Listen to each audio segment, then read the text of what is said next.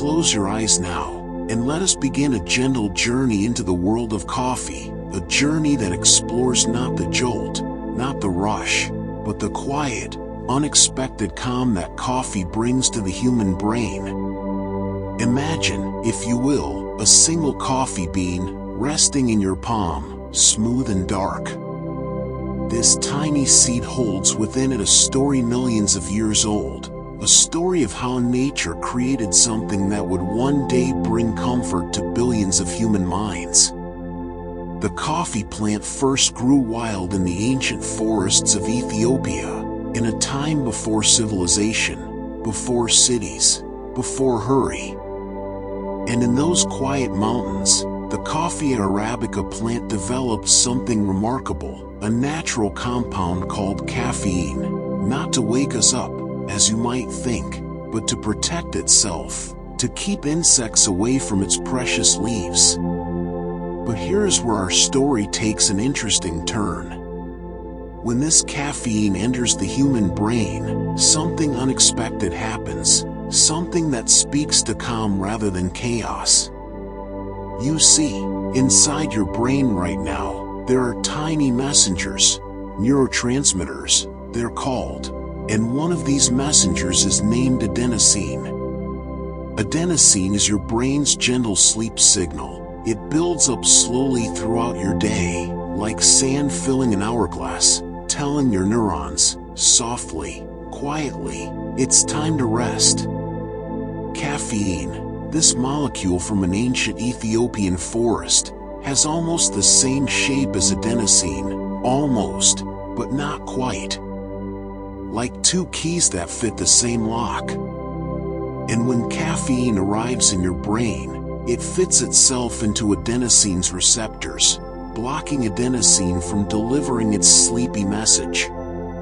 But here's the beautiful paradox, the calming secret that few people know. This blocking doesn't create energy, it simply delays the signal. Like drawing curtains to delay the sunset, the sun is still there, the calm is still waiting. And so your brain, in its infinite wisdom, begins to adapt. Within just a few days of regular coffee drinking, your brain creates more adenosine receptors, more places for that gentle sleep signal to land. It's as if your brain is preparing a softer landing, a deeper eventual rest. The regular coffee drinker's brain becomes, in many ways, more sensitive to calm, more receptive to rest. This is why, for those who drink coffee daily, that morning cup doesn't feel like a jolt. It feels like a ritual, a moment of peace, a gentle awakening rather than a startling alarm. Let us drift deeper into this story, into the chemistry of comfort. Inside each coffee bean are over 1,000 different chemical compounds. 1,000. Each one playing a subtle role in how coffee affects your mind. There are antioxidants, anti-inflammatory agents, compounds that protect your brain cells like tiny guardians. One of these compounds is called chlorogenic acid. Say it slowly, chlorogenic acid. It sounds medicinal, clinical, but its effect is deeply soothing. This acid slows down the release of glucose into your bloodstream, preventing those sharp spikes and crashes of blood sugar, keeping your energy gentle, stable, like a calm sea rather than crashing waves. When your blood sugar remains steady, your brain remains calm. Your amygdala, the fear center of your brain, stays quiet. Your cortisol levels, your stress hormones, remain low. And so coffee, consumed mindfully, becomes not a stimulant, but a stabilizer. Let's journey now to the moment of brewing. The hot water touching the ground beans. Steam rising. The aromatics being released into the air. These aromatics, these scent molecules floating from your cup, they have their own calming power. Studies have shown that simply smelling coffee, without drinking even a single sip, can alter the expression of genes in your brain, genes related to stress response, genes that help you feel safe, protected, calm. In one study conducted in South Korea, researchers exposed sleep-deprived rats to the aroma of coffee beans. The scent alone activated proteins in the brain that protect neurons from stress. The rats' brain waves became calmer, more regular, more like the brain waves of well-rested animals. This is the power of ritual, of presence, of that quiet moment when you hold a warm cup between your hands, feeling the heat spread into your palms, watching the steam spiral upward, breathing in deeply, slowly. For millions of people around the world, this is not about caffeine at all. This is meditation. This is mindfulness. This is a permission slip to pause. In Japan, they have a word. Ichigo ichi. It means one time, one meeting. The idea that each moment is unique and will never come again. Every cup of coffee, every slow sip, is its own unrepeatable moment. And in honoring that moment, the brain shifts from doing to being. Now let us explore another paradox, another calming secret hidden in coffee's chemistry. Caffeine increases the production of dopamine in your brain.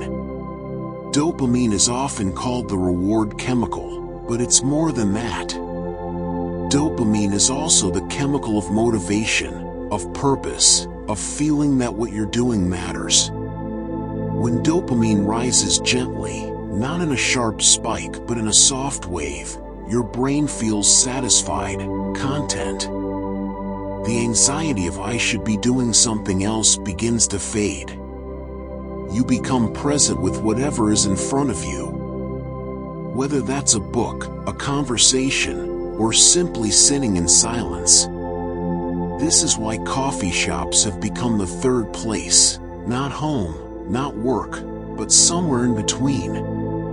A place where people go not to rush, but to settle, to think, to create, to simply be. The gentle hum of conversation, the hiss of the espresso machine, the clink of ceramic cups. These sounds blend into a phenomenon called coffee shop noise, a particular frequency of ambient sound, around 70 decibels, which research has shown is optimal for creative thinking and mental calm. It's enough sound to mask the sharp edges of silence, the thoughts that might otherwise intrude, but not so loud that it demands attention. It's the audio equivalent of a soft blanket, wrapping around your mind. Let us drift now to the ritual of preparation, the small, precise actions that bring us into the present moment. Measuring the beans. Feeling their weight in your hand. Some people count them, one by one, 23 beans for a single cup. This counting, this measuring, it's a form of meditation. Each bean a breath, each movement deliberate, slow, intentional. The grinding. The whir of the grinder, or the manual turn of a hand mill. The resistance, the rhythm. Your hand moving in circles, around and around. There is no rushing this. The beans break down at their own pace, releasing their oils, their essence, their story. And in this moment of preparation, your brain is already beginning to calm. Your prefrontal cortex, the part of your brain responsible for planning and worry, begins to quiet. Your parasympathetic nervous system, the rest and digest system, begins to activate. You haven't even tasted the coffee yet, and already, you're entering a state of calm. The water temperature matters too. Not boiling, never boiling, but somewhere between 195 and 205 degrees Fahrenheit.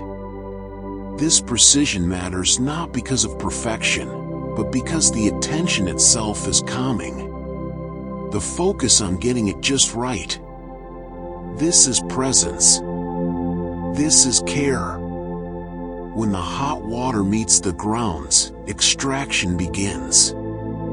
This word, extraction, it sounds industrial, but it's actually quite gentle. The water is coaxing out the soluble compounds, inviting them, not forcing.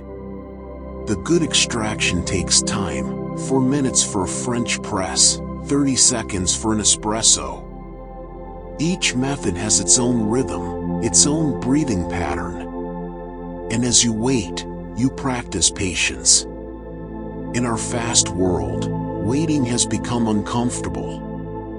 But here, with coffee, waiting is part of the ritual, part of the calm. Now the coffee is ready. You lift the cup to your lips. The first sip. The temperature on your tongue. The flavor spreading across your palate. Bitter, yes, but also sweet, fruity, nutty, chocolatey, complex, layered. Like a symphony that reveals new notes with each sip. This complexity engages your brain in a gentle way. Your sensory cortex lights up, tasting, smelling, feeling the warmth. But this is not overstimulation. This is focused stimulation. The difference between a floodlight and a candle. Both create light, but one allows you to see clearly, to rest in the glow. Coffee also contains a compound called trigonelline, which converts during roasting into niacin, also known as vitamin B3. Niacin supports the production of serotonin in your brain. Serotonin is your brain's contentment chemical, the feeling that all is well, that you are safe, that this moment is enough. For regular coffee drinkers, studies have shown the risk of depression decreases. Not because coffee is a cure, but because it supports the brain's natural production of calming, stabilizing neurotransmitters. Let us travel now, in our story, to the mountains where coffee grows. Coffee thrives at high altitudes, between 3,000 and 6,000 feet above sea level, in the cloud forests, where mist hangs in the air, where the temperature is cool and stable, where time moves slowly. The coffee plant is shade-grown. It doesn't like harsh direct sunlight. It prefers the dappled light that filters through the canopy, the protection of taller trees. It grows slowly, peacefully. A coffee plant takes 3 to 4 years before it produces its first harvest. There is no rushing, no forcing, just patient growth. And perhaps this patience, this slow growth in cool, misty mountains, becomes somehow encoded in the bean itself. Perhaps when we drink coffee, we're drinking in a little bit of that mountain peace, that cloud forest calm. The people who harvest coffee, they do so by hand, one cherry at a time. They walk between the rows, looking carefully, selecting only the ripest cherries, leaving the others to mature in their own time. This is the opposite of industrial harvest. This is intimate, personal, slow. In many coffee-growing regions, the harvest is a family affair, generations working together, grandparents and grandchildren side by side.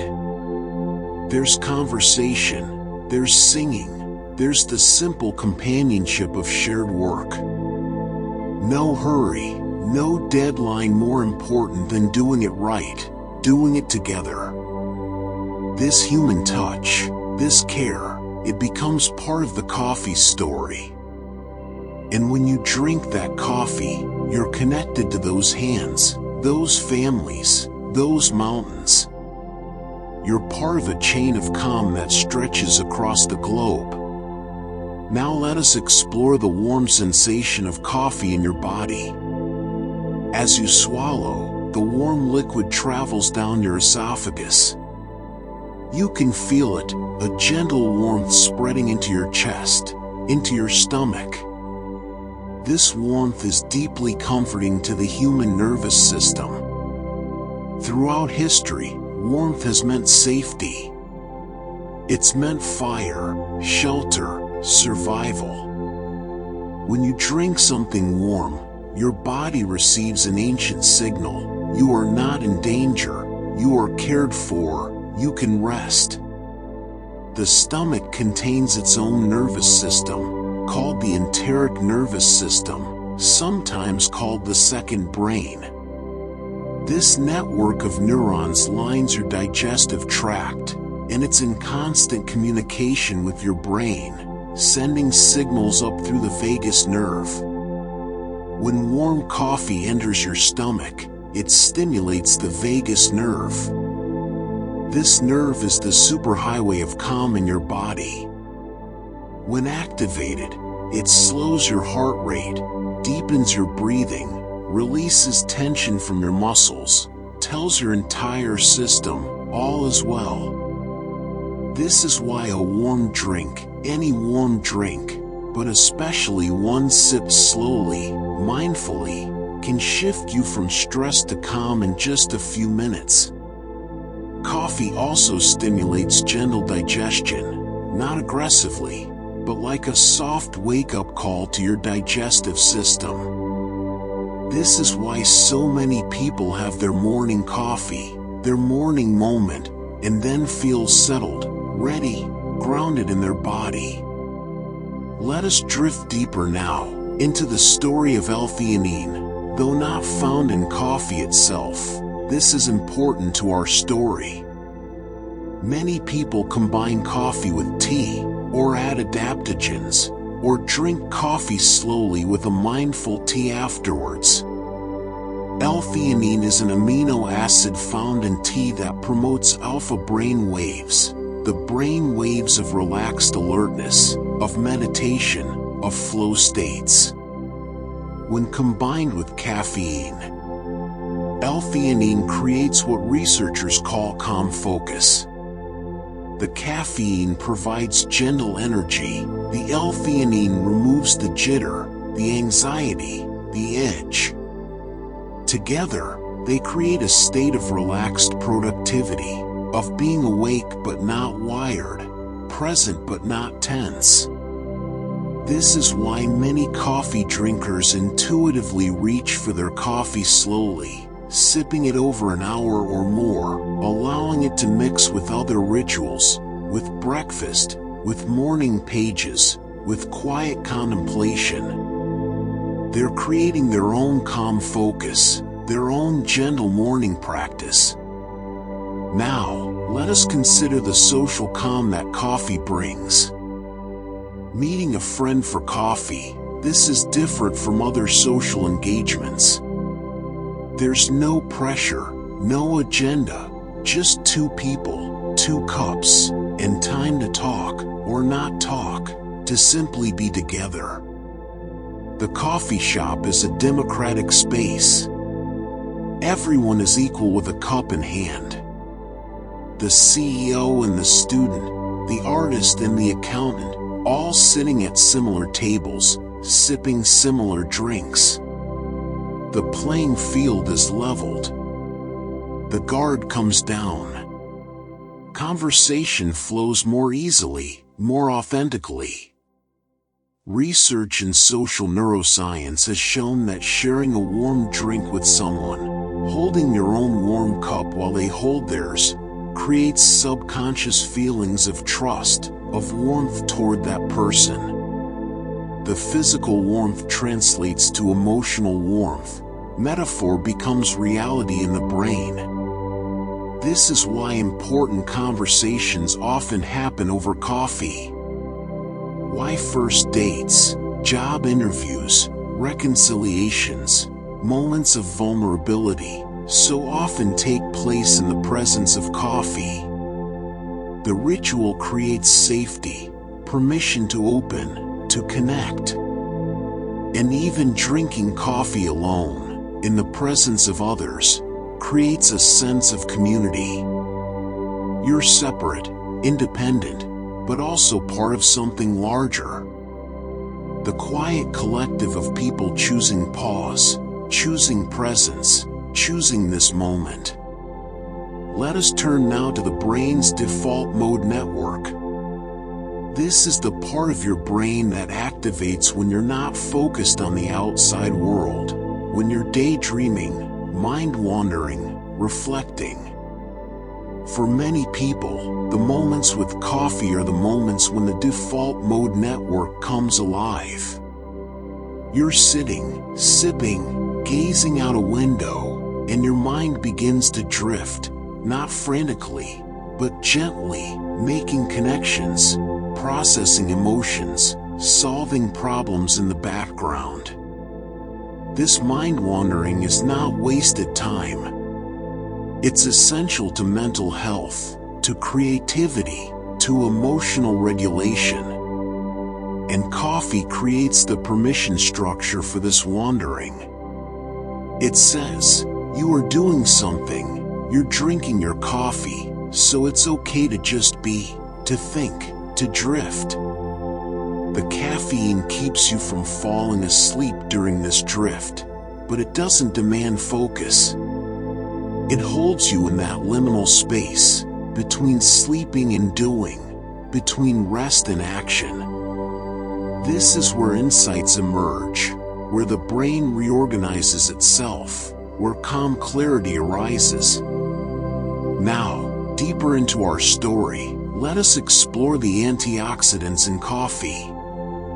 Every cell in your body, including every neuron in your brain, faces a constant gentle stress called oxidative stress.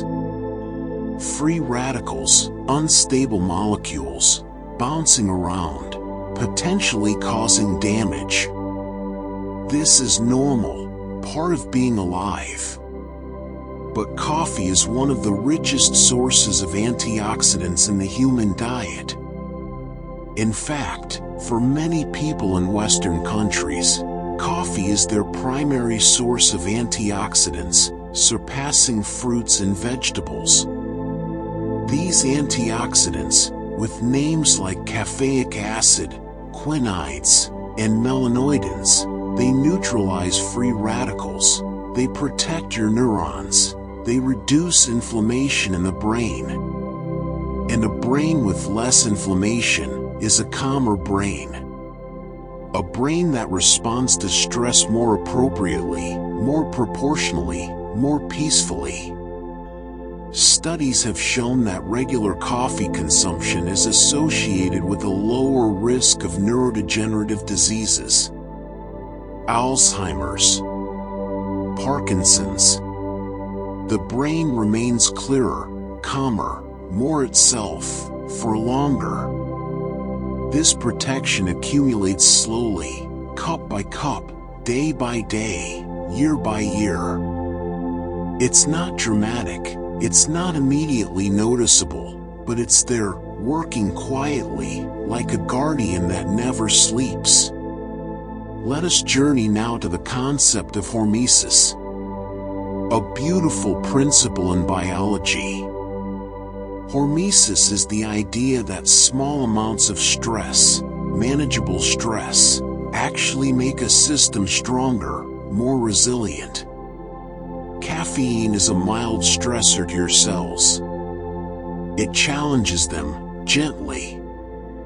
And in response, your cells upregulate their protective mechanisms. They become more robust. This is the opposite of overwhelming stress, which breaks down systems.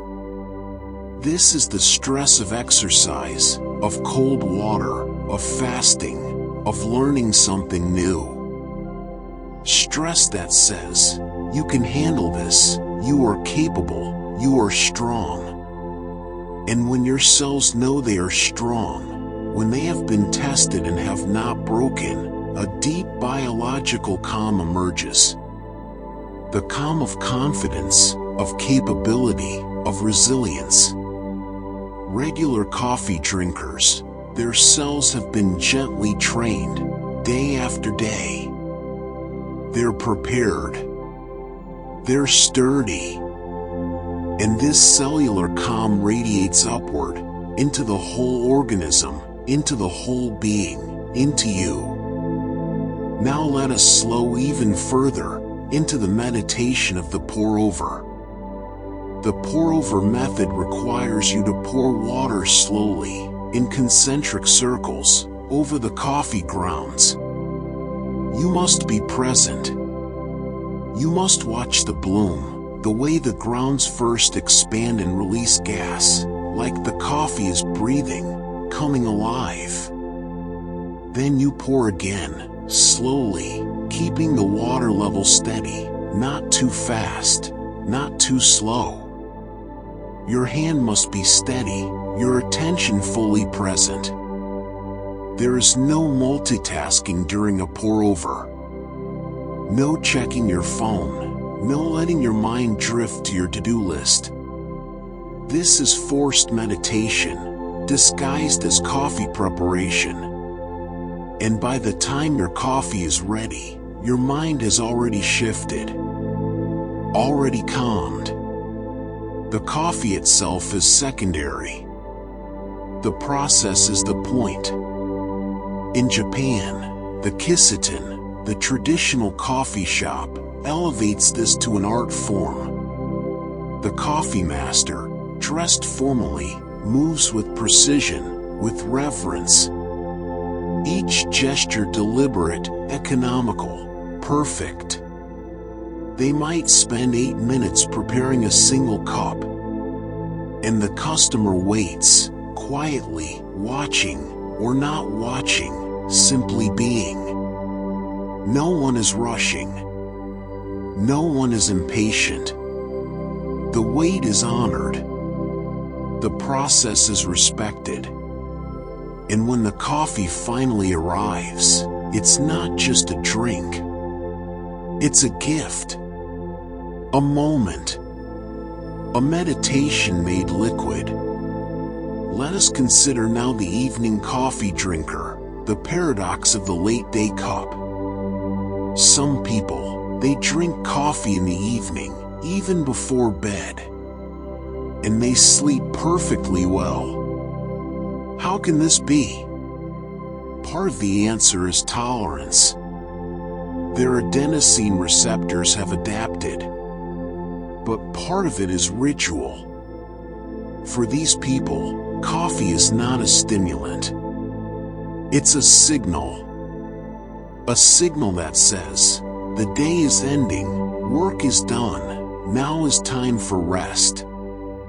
The warm cup, the familiar taste, the comforting routine. These things activate the parasympathetic nervous system. The body knows, coffee means sitting down, slowing down, being still. And so it responds accordingly, releasing tension, preparing for sleep. This shows us something profound. The meaning we assign to things matters more than the things themselves.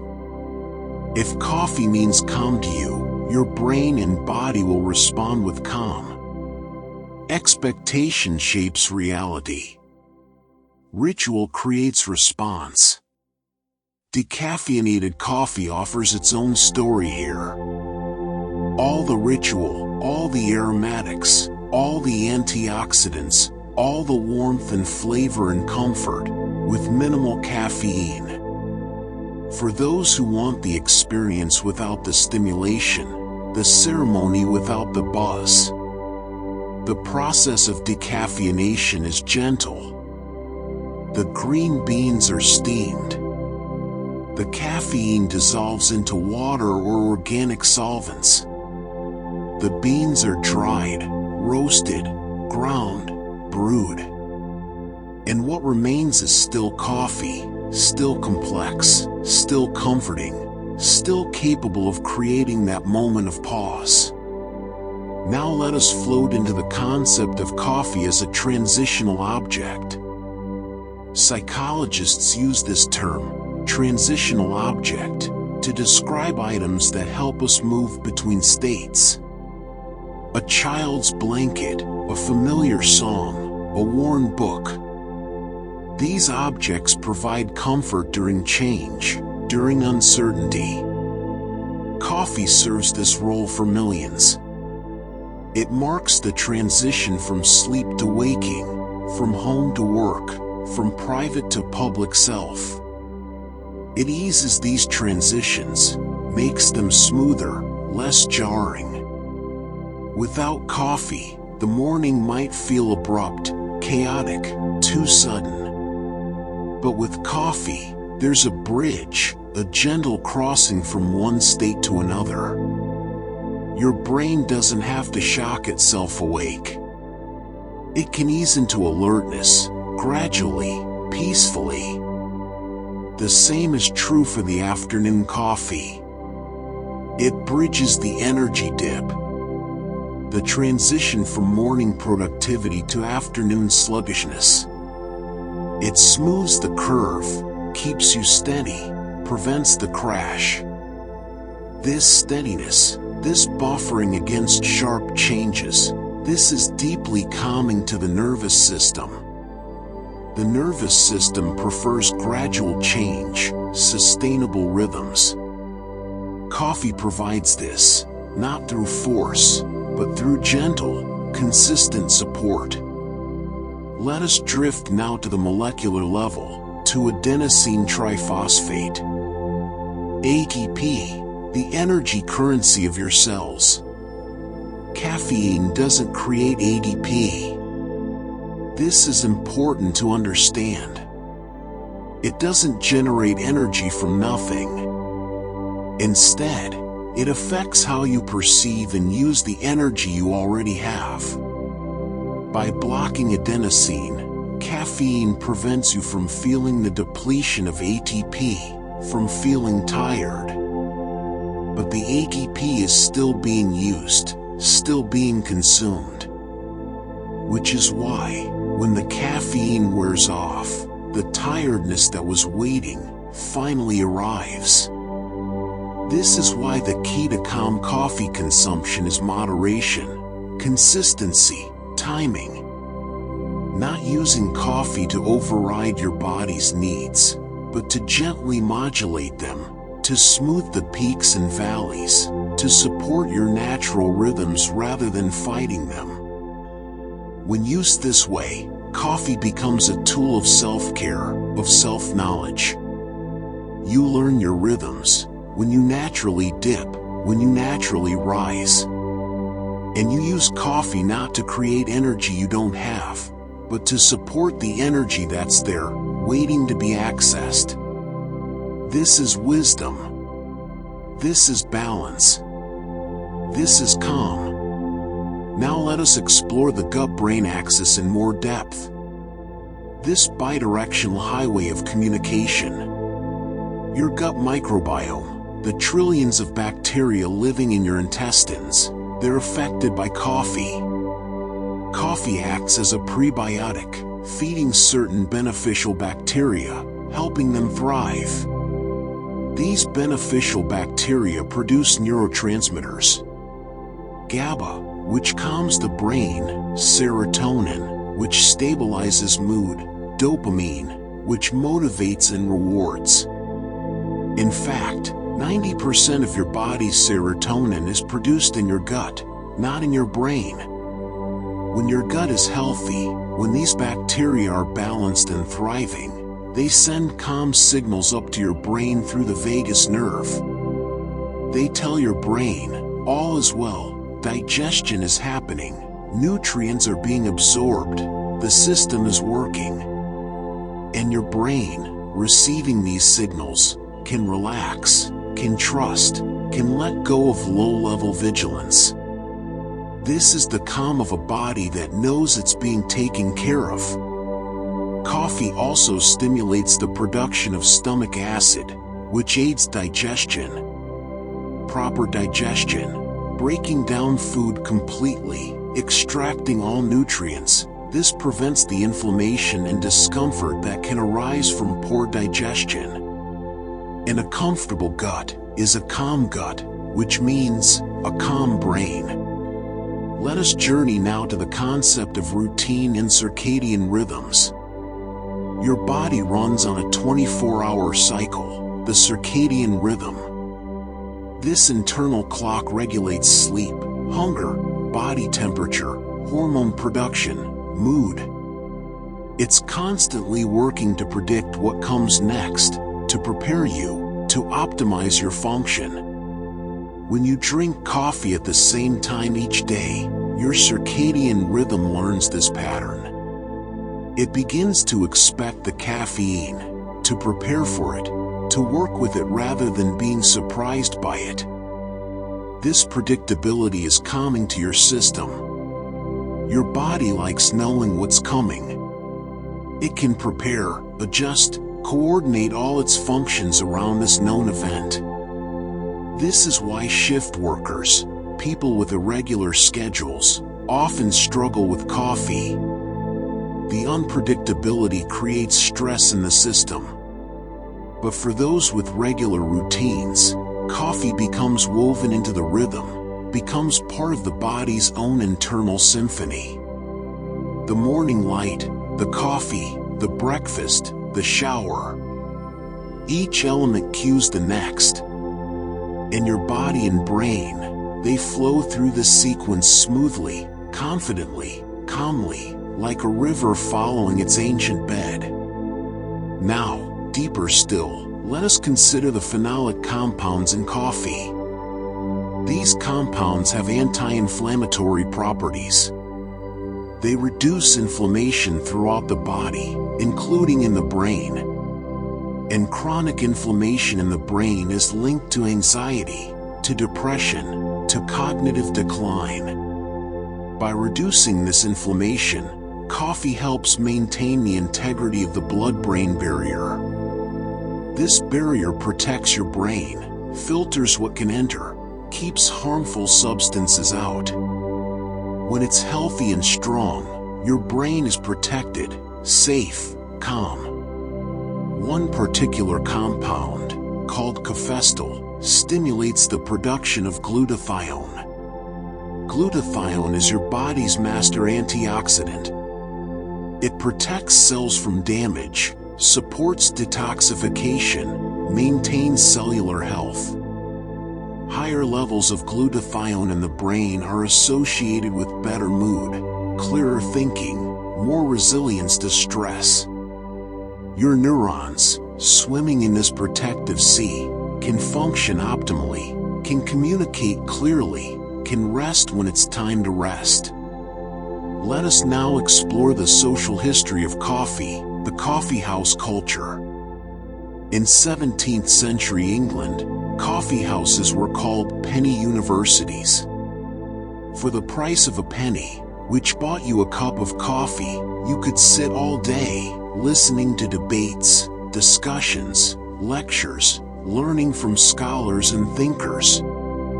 These spaces were egalitarian, unlike taverns serving alcohol, which often led to rowdiness and clouded thinking.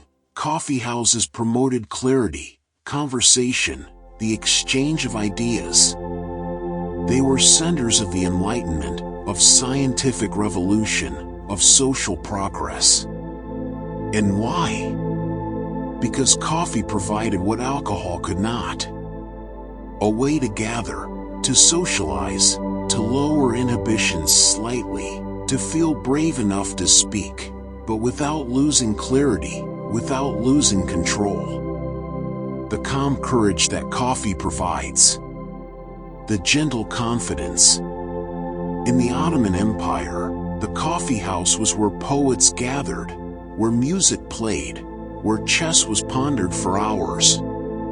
In Vienna, the coffee house tradition included newspapers, writing desks, time to linger indefinitely.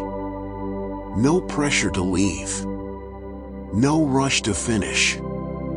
This third space, separate from work and home, where time could expand, where you could be alone together, or together alone. This spatial architecture of calm still persists today. Every coffee shop inherits this tradition, whether they know it or not.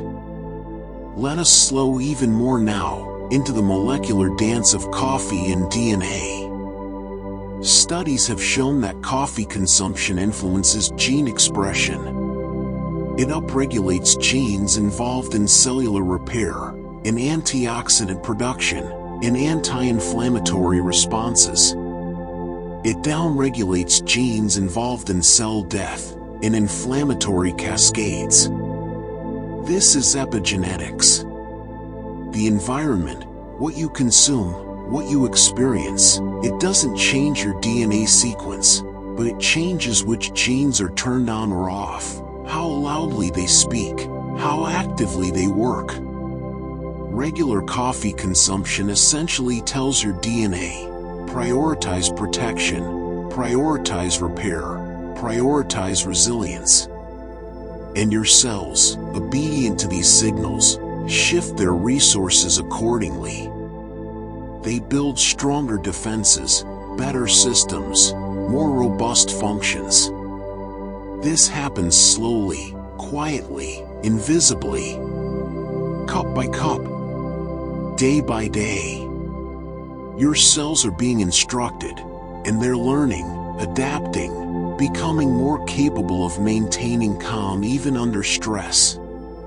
Now let us visit the concept of coffee naps, a beautiful paradox.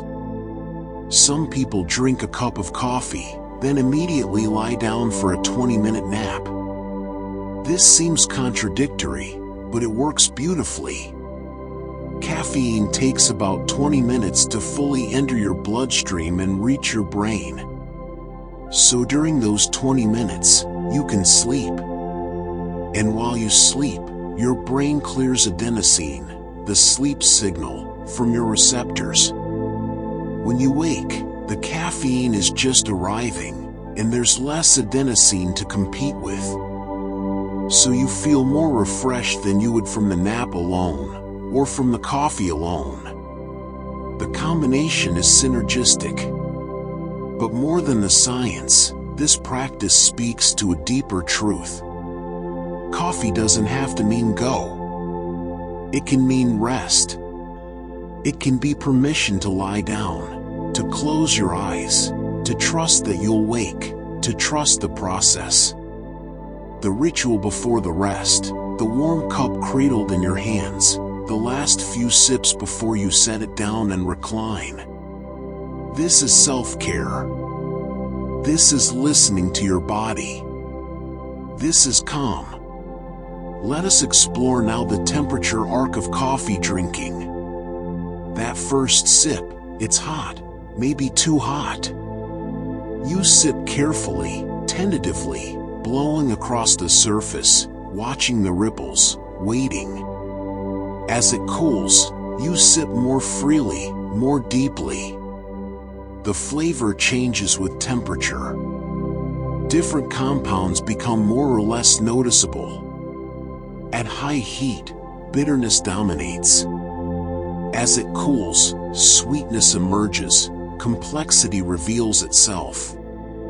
By the time you reach the last sip, the coffee is lukewarm, maybe even cool. And this last sip, it's different, mellower, softer. Some people love this last sip most. Others can't stand it.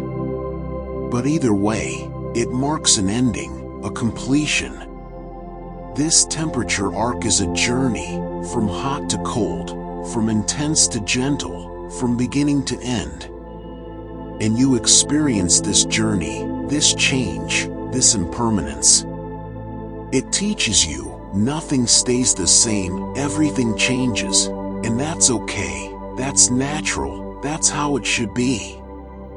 Impermanence accepted is impermanence at peace. This is calm. Now let us consider the grinding of coffee beans, the particle size, the surface area. A finer grind exposes more surface area. The water can extract more quickly, more thoroughly. The coffee will be stronger, more intense. A coarser grind, less surface area, slower extraction, milder coffee. But this isn't just about strength.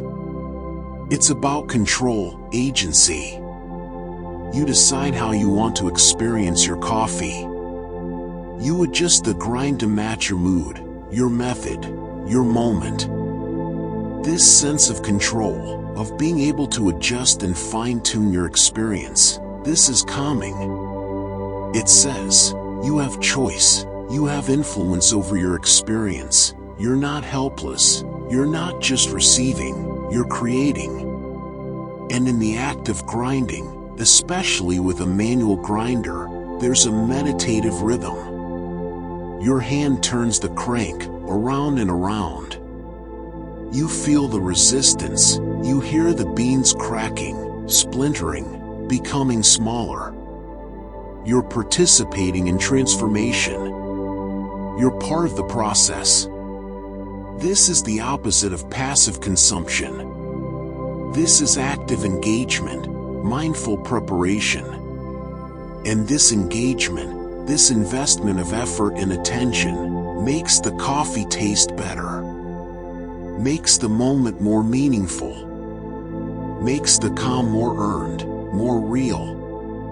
Let us drift now to the concept of coffee and creativity. Many artists, writers, musicians, thinkers, they have their coffee rituals. Beethoven counted exactly 60 beans for his cup. Balzac drank up to 50 cups a day, seeking the muse. Kierkegaard poured his coffee over a tower of sugar cubes. Coffee and creativity seem linked. But why? Not because caffeine creates ideas, but because it supports the state of mind where ideas can emerge. The gentle focus, the relaxed alertness, the ability to sit still but stay awake. The way coffee makes time feel both slow and productive. This is the creative sweet spot.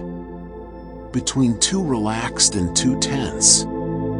Between too asleep and too wired. And the ritual itself, the preparation, the sipping, it marks the beginning of creative time. It's a signal to the brain. Now we create. Now we enter the flow. Now we open to possibility. This is like the bell that marks the beginning of meditation, or the lighting of a candle before prayer. The ritual creates a boundary, a container, within which something special can happen. And knowing this, expecting this, the brain prepares itself, opens itself, becomes receptive. Many creative people work in coffee shops not in spite of the noise, but because of it. The ambient sound, the sense of parallel play, others around you also working, also creating, also in their own worlds. This is motivating without being pressuring. Companionable without being intrusive. You're alone, but not lonely. Focused, but not isolated. And in this state, the creative mind thrives. Ideas flow.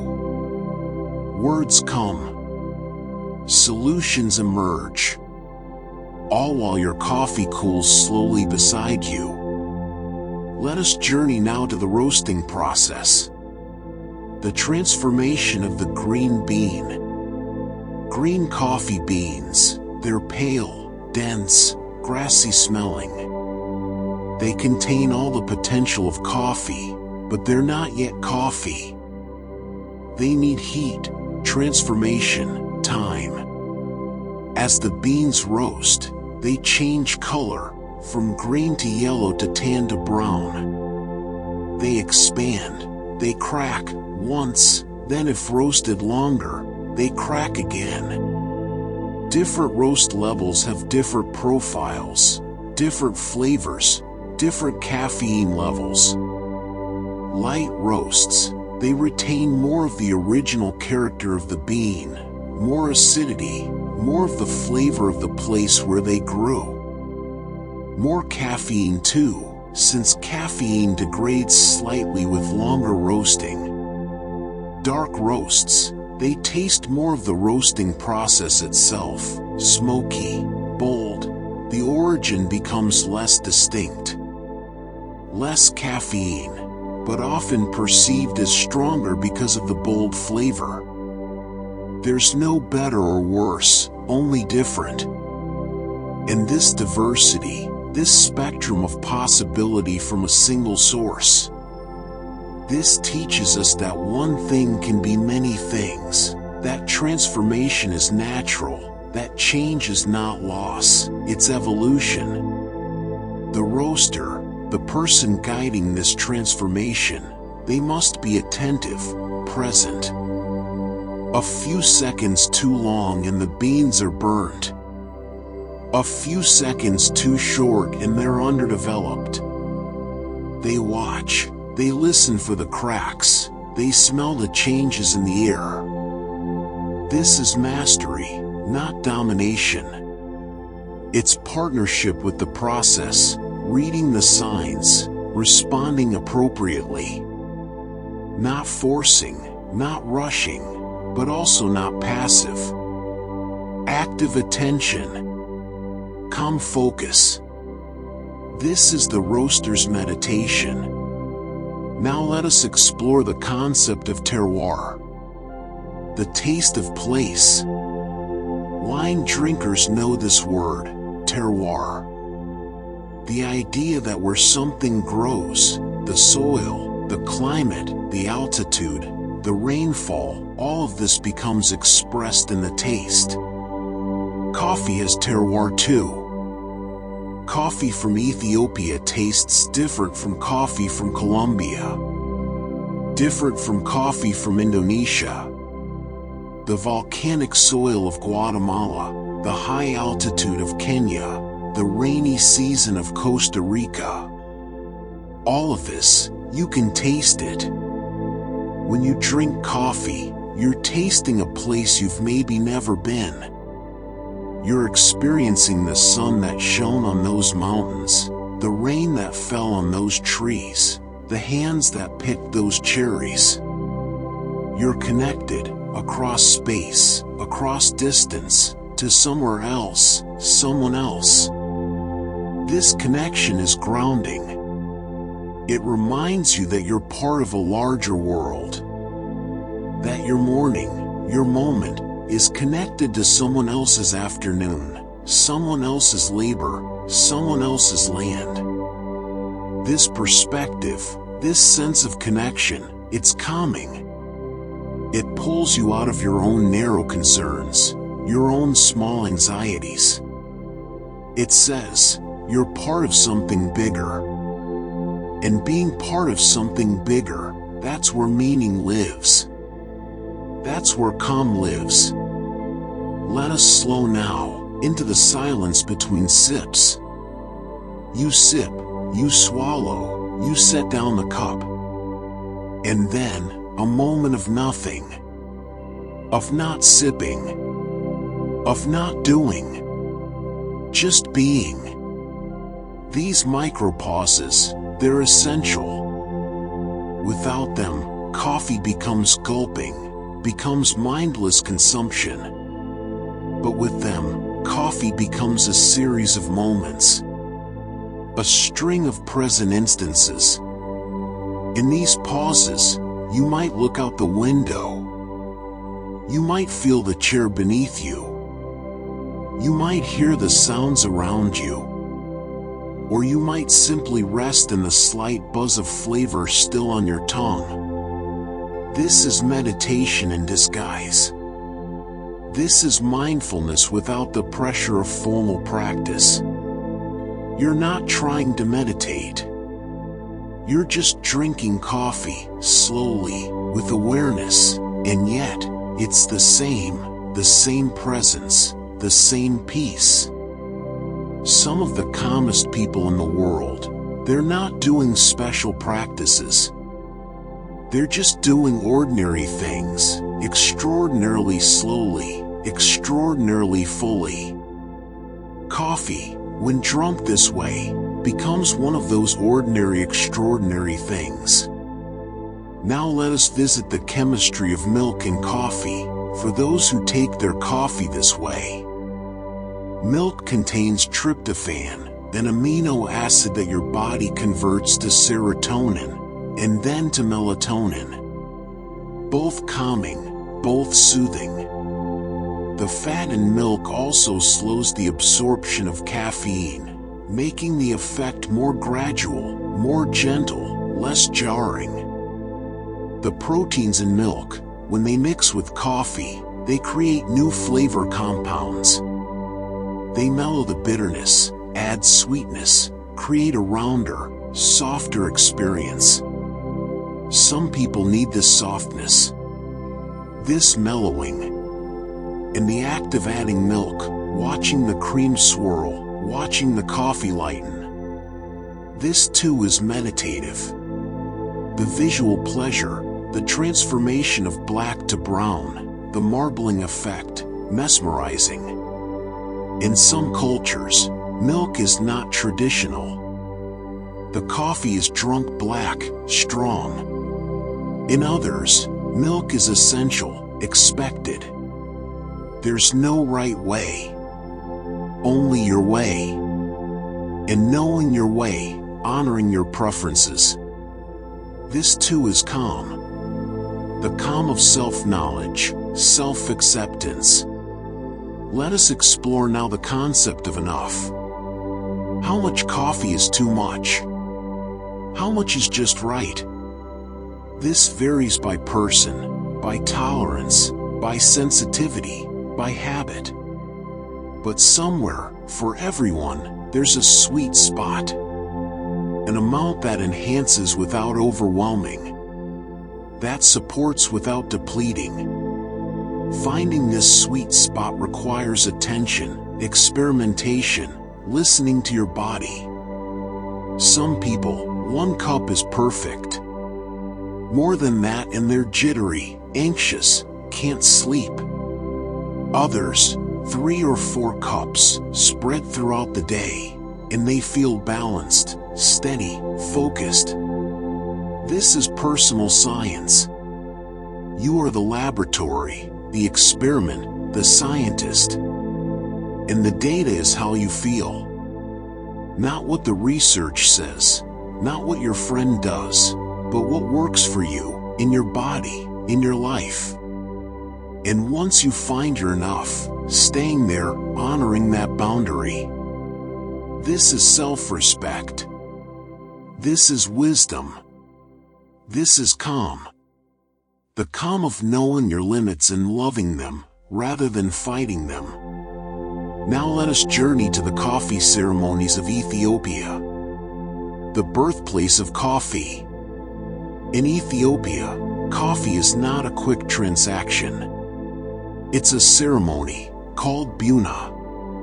It can take hours. The green beans are roasted, right there, in a pan over charcoal.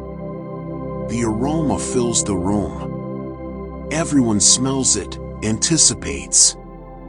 Then the beans are ground, by hand, in a mortar and pestle. The rhythmic pounding, a sound that says, something important is being prepared, something worthy of time, of effort. The coffee is brewed in a jabina, a clay pot with a long neck, over the charcoal. It bubbles, it brews, it fills the air with steam and scent. And then, it's poured from a height, a long stream into small cups, no handles. You hold them carefully, feeling the heat. The first cup is called abel. The second, tana. The third, baraka, which means blessing. Each cup is lighter, milder, than the last. The same grounds, brewed again and again, giving what they can, until there's nothing left to give. This ceremony, it's social. It's spiritual. It's about honoring the coffee, honoring the people you're with, honoring the time itself. No rushing. No other agenda. Just this. Just now. Just us. In our modern world, we've lost many of these slow rituals, but the hunger for them remains. And so we create new ones. Personal ones. Our morning routine. Our afternoon coffee. Our rituals might be solitary, but they're no less meaningful. No less sacred. Let us consider now the environmental journey of coffee. The sustainability of calm. Coffee, to be grown well, needs a healthy ecosystem. It needs the forest, the shade trees, the birds that eat the insects, the soil microbes that feed the roots. It's part of a web, a system. When coffee is grown sustainably, in shade, with biodiversity, it supports this web, protects it, becomes part of the forest rather than replacing it. And this coffee, it tastes different, deeper, more complex, more alive.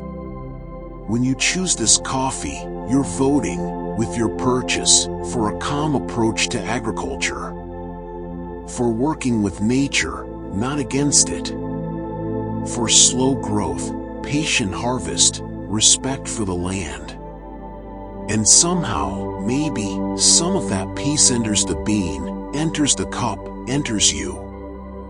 The peace of a forest where birds sing, where things grow at their own pace, where there's no force, only flow. This is the calm of alignment, of your values and your actions meeting, of knowing that your small daily ritual, your coffee, is contributing to something good, something sustainable, something that will be there for the next generation. Let us float now into the concept of coffee and aging.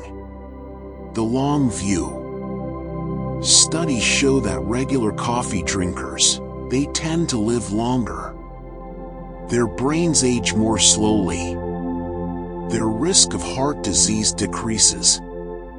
Their liver stays healthier. Their cells remain more resilient. This isn't magic. It's the accumulation of small benefits. The antioxidants. The anti-inflammatory compounds. The stimulation of autophagy, the process where cells clean up and recycle damaged components. Every day, every cup, your body is being supported, protected, maintained.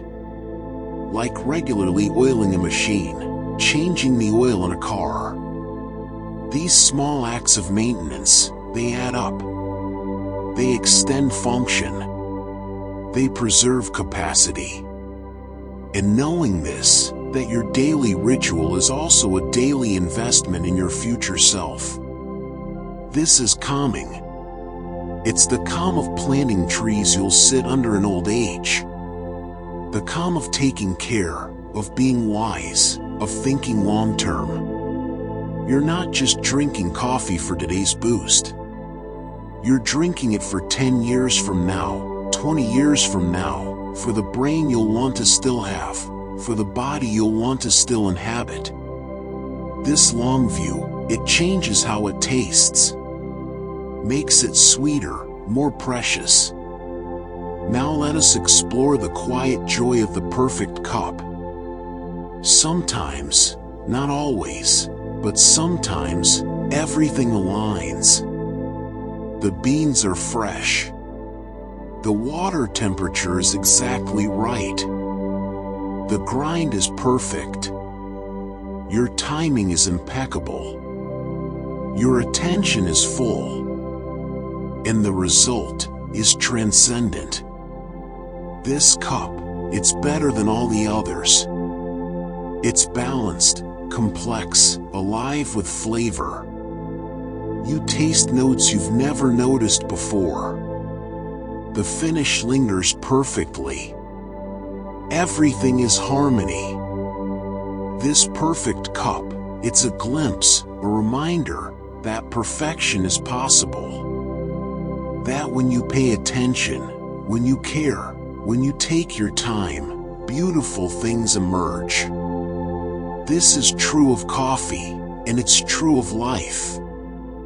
You can't force the perfect cup. You can't guarantee it. But you can create the conditions. And then, sometimes, grace arrives. The perfect cup emerges. A gift. And when it does, you recognize it. You honor it. You don't rush through it. You savor it. You let it be exactly what it is. A moment of perfection in an imperfect world. A reminder that beauty exists, that care matters, that attention is rewarded. This is the calm of gratitude, of receiving something precious and knowing it, of being awake enough to recognize the gift when it arrives. Let us journey now to the end of our story. Though coffee's story never truly ends, it circles, like steam rising, like the seasons turning. Every cup of coffee is an invitation to pause, to be present, to let the world spin without you for just this moment. You're not missing anything. You're not falling behind. You're right here, right now, and that's exactly where you need to be. The coffee in your cup, it connects you to millions of people around the world. All drinking their coffee. All taking their pause. All breathing their breath. You're not alone. You're part of a global moment of collective calm. And when you finish your cup, when you set it down, when you rise to continue your day, something has shifted. You're the same person, but also somehow different. Calmer, more centered, more ready. Not because the caffeine has made you superhuman, but because the ritual has reminded you that you're human. That you have needs, that you're allowed to meet them. That taking time for yourself, it's not selfish. It's necessary. It's wise. Coffee teaches us that stimulation and calm are not opposites. That energy and peace can coexist. That waking up can be gentle. That being alert doesn't require being anxious. It teaches us that rituals matter. That small daily practices accumulate into a life. That how we do one thing is how we do everything. And if we can bring presence and care to our coffee, we can bring presence and care to anything. It teaches us about patience, about allowing things to brew, to steep, to develop in their own time, about trusting the process, about not rushing, about letting good things unfold at their own pace. It teaches us about impermanence. Each cup, unique, unrepeatable, here for a moment, then gone. This could make us sad, or it could make us present. Could make us treasure what we have, while we have it. It teaches us about community, about the invisible connections between people. The farmer who grew the beans, the roaster who transformed them, the barista who prepared them, and you receiving all this labor, all this care, all this journey in a single cup. And perhaps most importantly, coffee teaches us about coming home to ourselves. That moment when you hold the cup, feel its warmth, smell its aroma, taste its complexity. You're not thinking about the past. You're not worrying about the future. You're here, now, in your body, in this moment. Home. This is the ultimate calm. Not the absence of anything. Not emptiness. Not void. But presence. Fullness. Being completely where you are. When you are. As you are. And so we return to where we started. To a single coffee bean resting in your palm. But now you know its story. Now you understand its journey. Now you recognize its gift. It's not just a bean. It's a teacher. A companion. A guide to calm in a chaotic world. A daily reminder that peace is possible. That it's found not in grand gestures or dramatic changes, but in small rituals, repeated daily, with attention, with care, with love.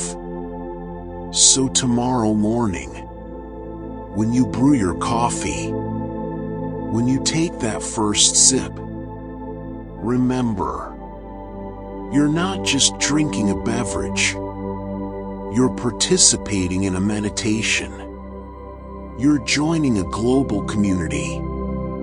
You're caring for your body and brain. You're creating a moment of peace in your day. You're coming home to yourself, to calm, to now.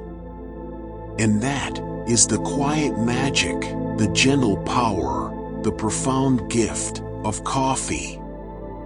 May your cup always be warm. May your coffee always be good. May your moments always be calm. Rest now, drift now. Let these thoughts settle like grounds at the bottom of a cup. Let them infuse your dreams with their wisdom, their peace, their gentle energy. All is well. All is calm. All is exactly as it should be. And now, as you rest deeper, let us continue our journey, deeper into the world of coffee, into places we haven't yet explored, into stories we haven't yet told. Let us begin with water, the element we haven't given its due. Coffee is 98% water. This is not a trivial fact. This is profound. The water you use, it matters. Soft water or hard water. Mineral content, pH level. Each creates a different extraction, a different taste, a different experience. In some places, the water is so perfect for coffee that it's famous. The water of New York City, flowing from the Catskill Mountains, naturally filtered through rock. This water makes the bagels famous, and the coffee too. The minerals are balanced, just right, not too many, not too few. In other places, people must filter their water, or use bottled water, to achieve the right balance. This isn't pretentious, it's respect. Respect for the fact that something as simple as water can transform everything. Water is the solvent, the carrier, the medium through which coffee's essence passes into liquid form. Without water, coffee is just a bean, potential unrealized. But with water, heated to just the right temperature, held in contact for just the right time, transformation happens.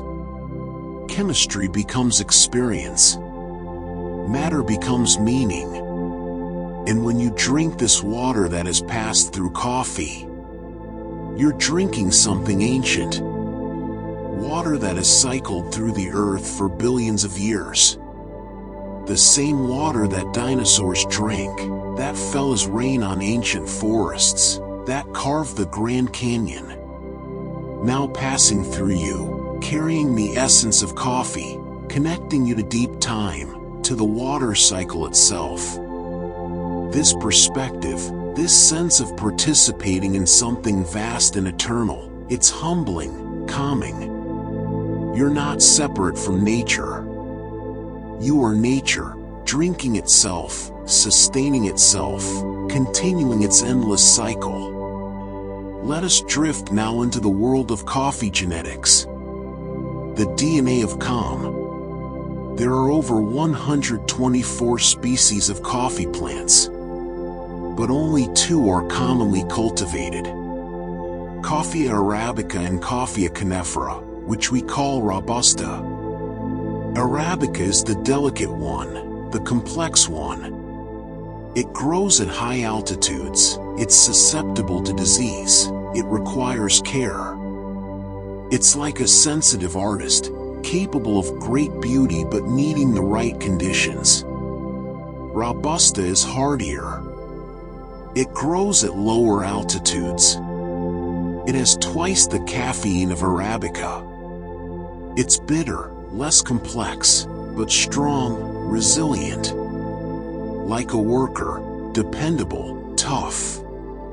Most specialty coffee is Arabica. Most instant coffee is Robusta. Both have their place. Both have their purpose. There's no judgment here, only recognition that different things serve different needs. And within Arabica, there are countless varieties.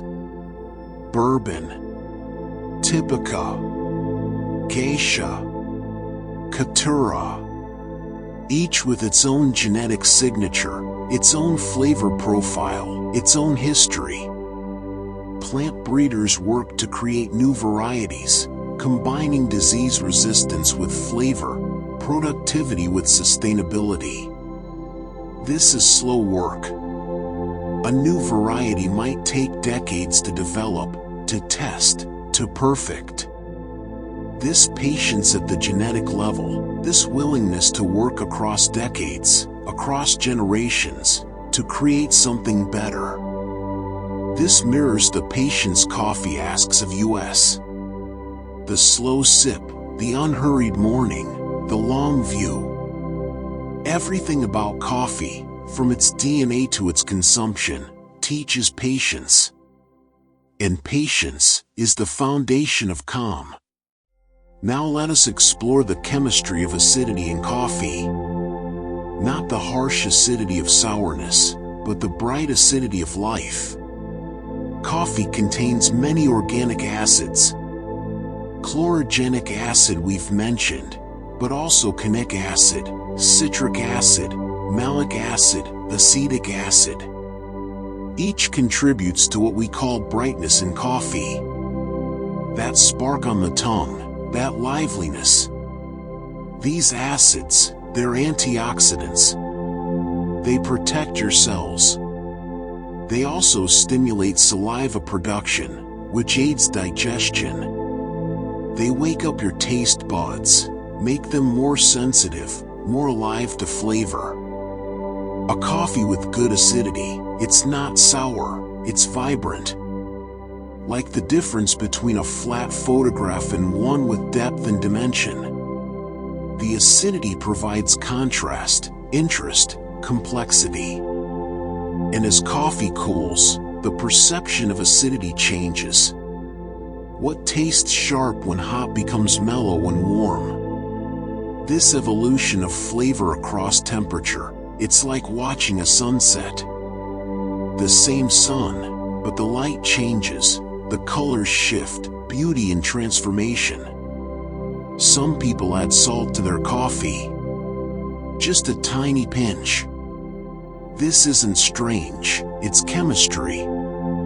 Salt suppresses bitterness, enhances sweetness. It's the same reason you salt chocolate chip cookies, or watermelon. The contrast creates harmony. This teaches us something. that opposites don't have to conflict. They can enhance, complete, balance each other. Salt and sweet, bitter and bright. Seeming contradictions that create wholeness. This is the Taoist principle of yin and yang, in a cup. Opposites interpenetrating, creating dynamic balance. This is calm, not through eliminating tension, but through holding opposites in perfect equilibrium. Let us journey now to the coffee belt, the geographic band around the equator where coffee grows. Between the Tropic of Cancer and the Tropic of Capricorn, roughly 23 degrees north and south of the equator. This is where coffee lives. This belt circles the earth, connecting countries that might otherwise have little in common. Brazil and Ethiopia, Vietnam and Colombia, Indonesia and Guatemala, Yemen and Hawaii. All linked by coffee, by latitude, by the specific conditions coffee requires. Consistent temperatures, distinct wet and dry seasons. Rich soil. Altitude. This belt is a necklace around the Earth's waist. And we who drink coffee, we're connected to every bead on this necklace. Every sip links us to somewhere on this belt, to someone tending trees in this zone. The coffee belt also happens to overlap with many of the world's biodiversity hotspots. The richest ecosystems on Earth. Where the most species live. Where life is most abundant and varied. Coffee grows where life flourishes. This is not coincidence. This is coffee's nature. It thrives in thriving ecosystems. When we protect coffee, shade-grown coffee, we protect these hotspots. We protect the birds, the insects, the orchids, the frogs, the fungi. Everything that makes these ecosystems so rich. So alive, so vital to planetary health. Your morning coffee, it can be an act of conservation, an investment in biodiversity, a vote for life's abundance. And knowing this, drinking with this awareness, this is the calm of alignment, of your pleasure serving a larger purpose. Now let us slow into the concept of coffee and memory. The way smell and taste can transport us through time. The olfactory bulb, the part of your brain that processes smell, it's directly connected to the hippocampus and amygdala. The memory centers. The emotion centers. This is why smell is so powerful for triggering memories. More than any other sense. For many people, the smell of coffee is linked to comfort, to safety, to morning routines with parents or grandparents, to lazy Sunday mornings, to first dates, to road trips, to studying for exams, to writing that first novel. When you smell coffee, you're not just smelling coffee. You're accessing decades of associations, of meanings, of moments that matter. This is why coffee can feel so immediately comforting. Before you even taste it, before the caffeine even begins to work, the smell alone, it brings you home. Some people, when they travel, they bring their own coffee. Not because they're picky, but because familiarity in a foreign place is grounding. The same ritual, the same smell, the same taste, even when everything else is different. This is an anchor, a touchstone, a way of carrying home with you. And for those who are grieving, who have lost someone, sometimes the smell of coffee can bring that person back for just a moment.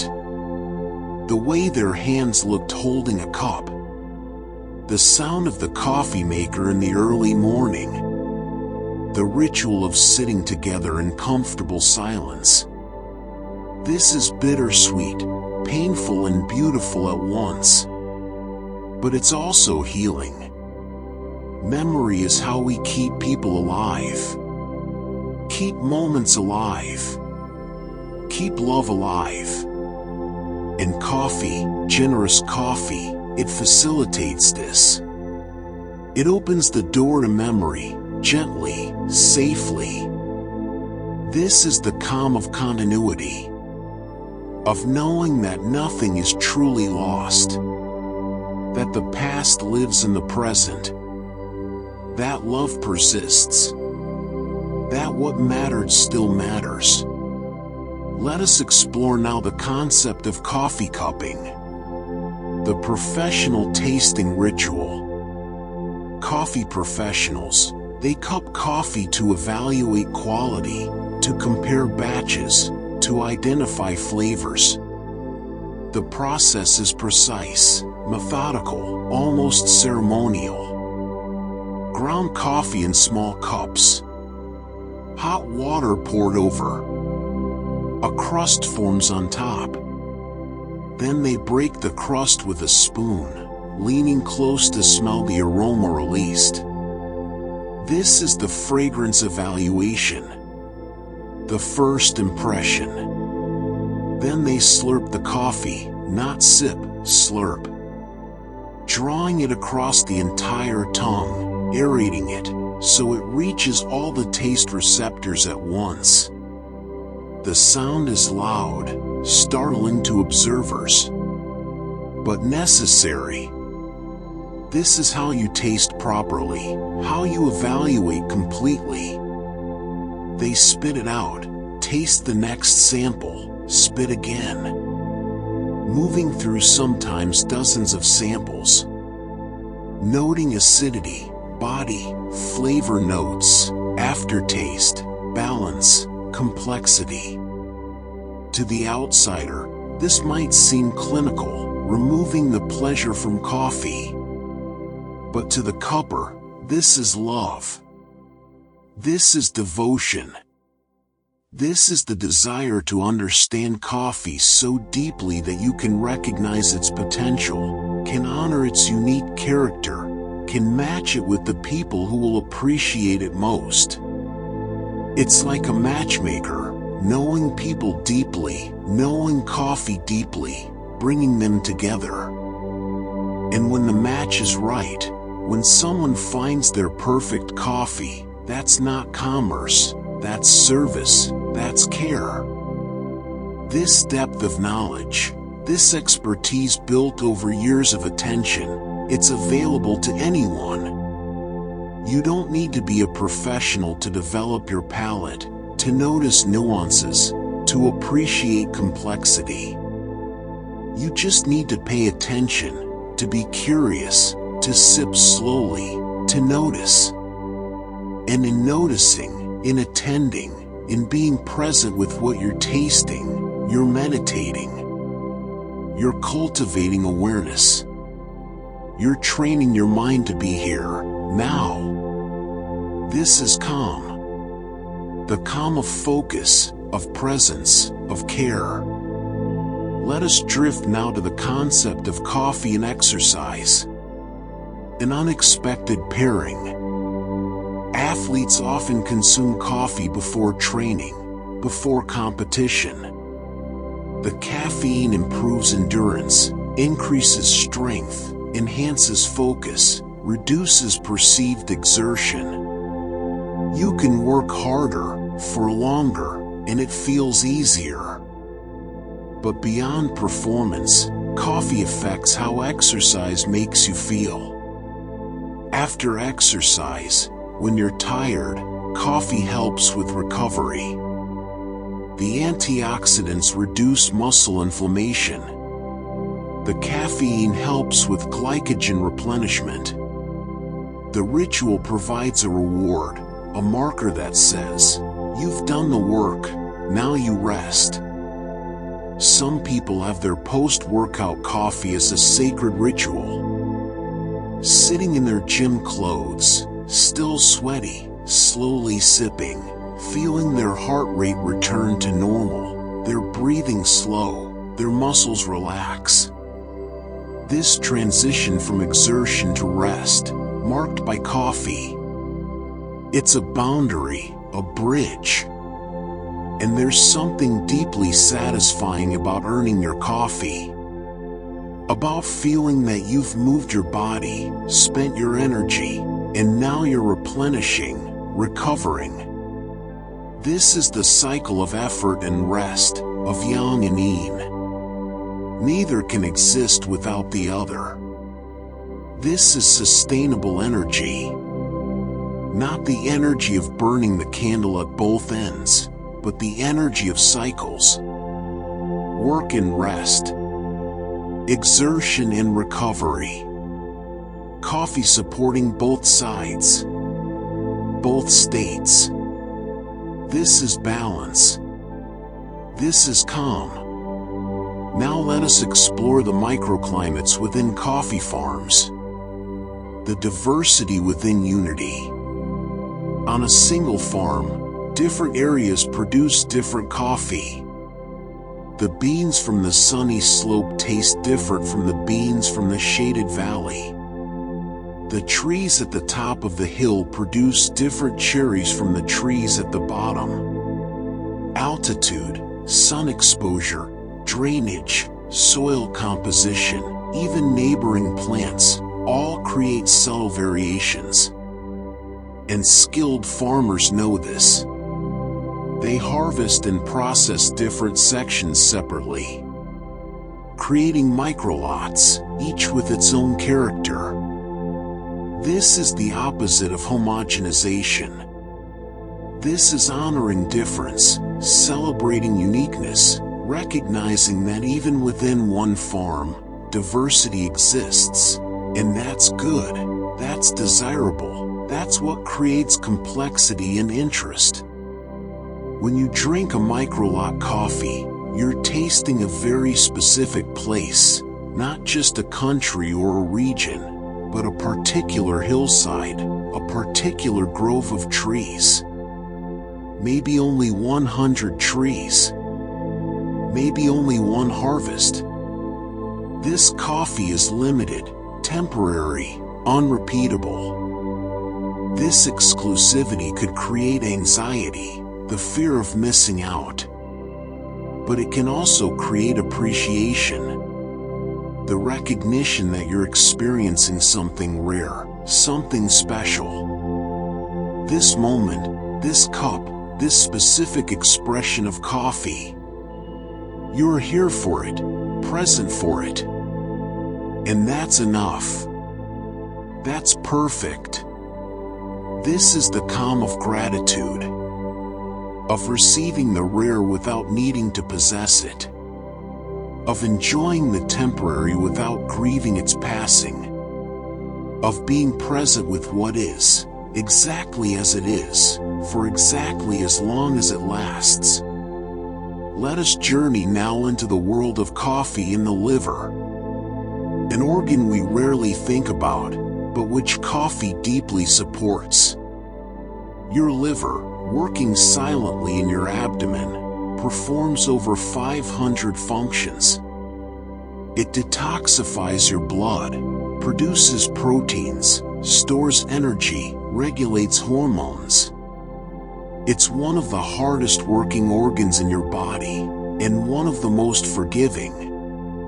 Coffee protects the liver. Multiple studies show this. Regular coffee consumption reduces the risk of cirrhosis, of liver cancer, of fatty liver disease, even in people who have risk factors, who drink alcohol, who have hepatitis. The mechanism isn't fully understood, but it involves reducing inflammation, reducing fibrosis, promoting healthy cell regeneration. The liver has remarkable regenerative capacity, And coffee supports this, enhances it, protects it. Imagine every cup of coffee you drink, your liver, deep in your body, is being supported, protected, allowed to do its vital work more effectively. You don't feel this, you don't notice it, but it's happening. Quietly, consistently. A gift you're giving to your future self. This is the calm of trust. Of trusting that your body is being cared for, even in ways you can't perceive. That systems are working, functions are happening, health is being maintained. You don't have to control everything. You don't have to consciously manage every biological process. Your body knows what to do, and coffee helps it do it better. Now let us slow into the aesthetic of coffee. The visual beauty. The art. Latte art, that delicate rosetta, that perfect heart, the swan, the tulip. This is skill. This is practice. The barista pouring milk, controlling the stream, moving the cup, creating patterns that last only moments, then disappear as you stir, as you sip. This is ephemeral art. Like sand mandalas, like ice sculptures. Beautiful precisely because it's temporary. The barista knows it will disappear. Makes it anyway. Offers it anyway. This is generosity. This is the gift without attachment to outcome. And for the receiver, for you, watching that pattern emerge on your cappuccino, there's a moment of hesitation, almost reluctance to disturb it. It's too beautiful to destroy. But that's the paradox. It's beautiful because it will be destroyed, because it exists only to be consumed, to be enjoyed, to disappear. This teaches letting go. The barista lets go when they hand you the cup. You let go when you take that first sip. The art lets go when it dissolves into milk and coffee. Nothing clings. Nothing grasps. Everything flows. Everything changes. And that's okay. That's perfect. That's how it should be. The color of coffee too. The spectrum from pale tan to deep black. Each shade representing a different ratio of coffee to milk, or water to coffee, or light roast to dark. This gradient is soothing to look at. Like watching a sunrise, or sunset. The gentle progression of tone. Some coffee shops arrange their drinks by color. A whole spectrum displayed. And it's beautiful. Genuinely beautiful. Not functional, not necessary, but beautiful. And beauty, even small beauty, even everyday beauty, it calms the nervous system. It tells you, the world is not just about function. It's also about form, about delight, about pleasure for its own sake. Let us explore now the sounds of coffee. The auditory landscape. The grinder, whirring, grinding. The pitch changes as the beans break down, starts high, descends to low. Like a small machine singing its work song. The espresso machine, hissing, steaming. The pressure building, releasing. The milk frothing, that specific texture of sound. You can hear when the microphone is perfect, when it's right. It sounds different. Experienced baristas know this. They listen. They hear. The pour over, the gentle sound of water hitting coffee grounds. that soft, subtle, almost silent sound. You have to be quiet to hear it. Have to be paying attention. It rewards attention with its gentle music. The French press plunger, depressing slowly. That quiet resistance. That smooth descent. The sound of metal sliding through glass, of grounds being compressed, separated from liquid. And of course, the sip. That soft slurp. Personal, intimate. The sound of pleasure, of satisfaction, of receiving. Each person's sip sounds slightly different. Their own signature. Their own song. These sounds, they create a soundscape of comfort, of routine, of things being done properly, carefully, skillfully. There's no chaos in these sounds, only order, only process, only care. And our nervous systems respond to this. We relax. We trust. We settle. In a coffee shop, these sounds layer, overlap, create a symphony. The grinder, the steamer, the conversations, the cups on saucers, the spoons stirring. It's not quiet, but it's not jarring. It's the sound of human activity at its best. People making things, serving things, enjoying things, being together. This is the sound of community. And community, even the ambient presence of it, is calming. We're social creatures. We need to know we're not alone. And these sounds tell us, you're not alone. Others are here, doing similar things, being human together. Let us drift now to the tradition of reading coffee grounds. Tassiography. In Turkey, in Greece, in the Middle East, after drinking Turkish coffee, thick, muddy, full of grounds, the cup is turned upside down on the saucer, left to cool. Then someone, often an elder, often a woman, reads the patterns left by the grounds, interprets them, tells your fortune. This isn't about accuracy, about prediction. It's about storytelling, about meaning making, about sitting together, about attention being paid to you. Someone looking at your cup, your patterns, as if they hold significance, as if you matter enough for this attention. This is care. This is witnessing. The shapes in the grounds. A bird might mean news coming, a tree might mean growth, a ring might mean marriage. But the specifics don't matter. What matters is the conversation.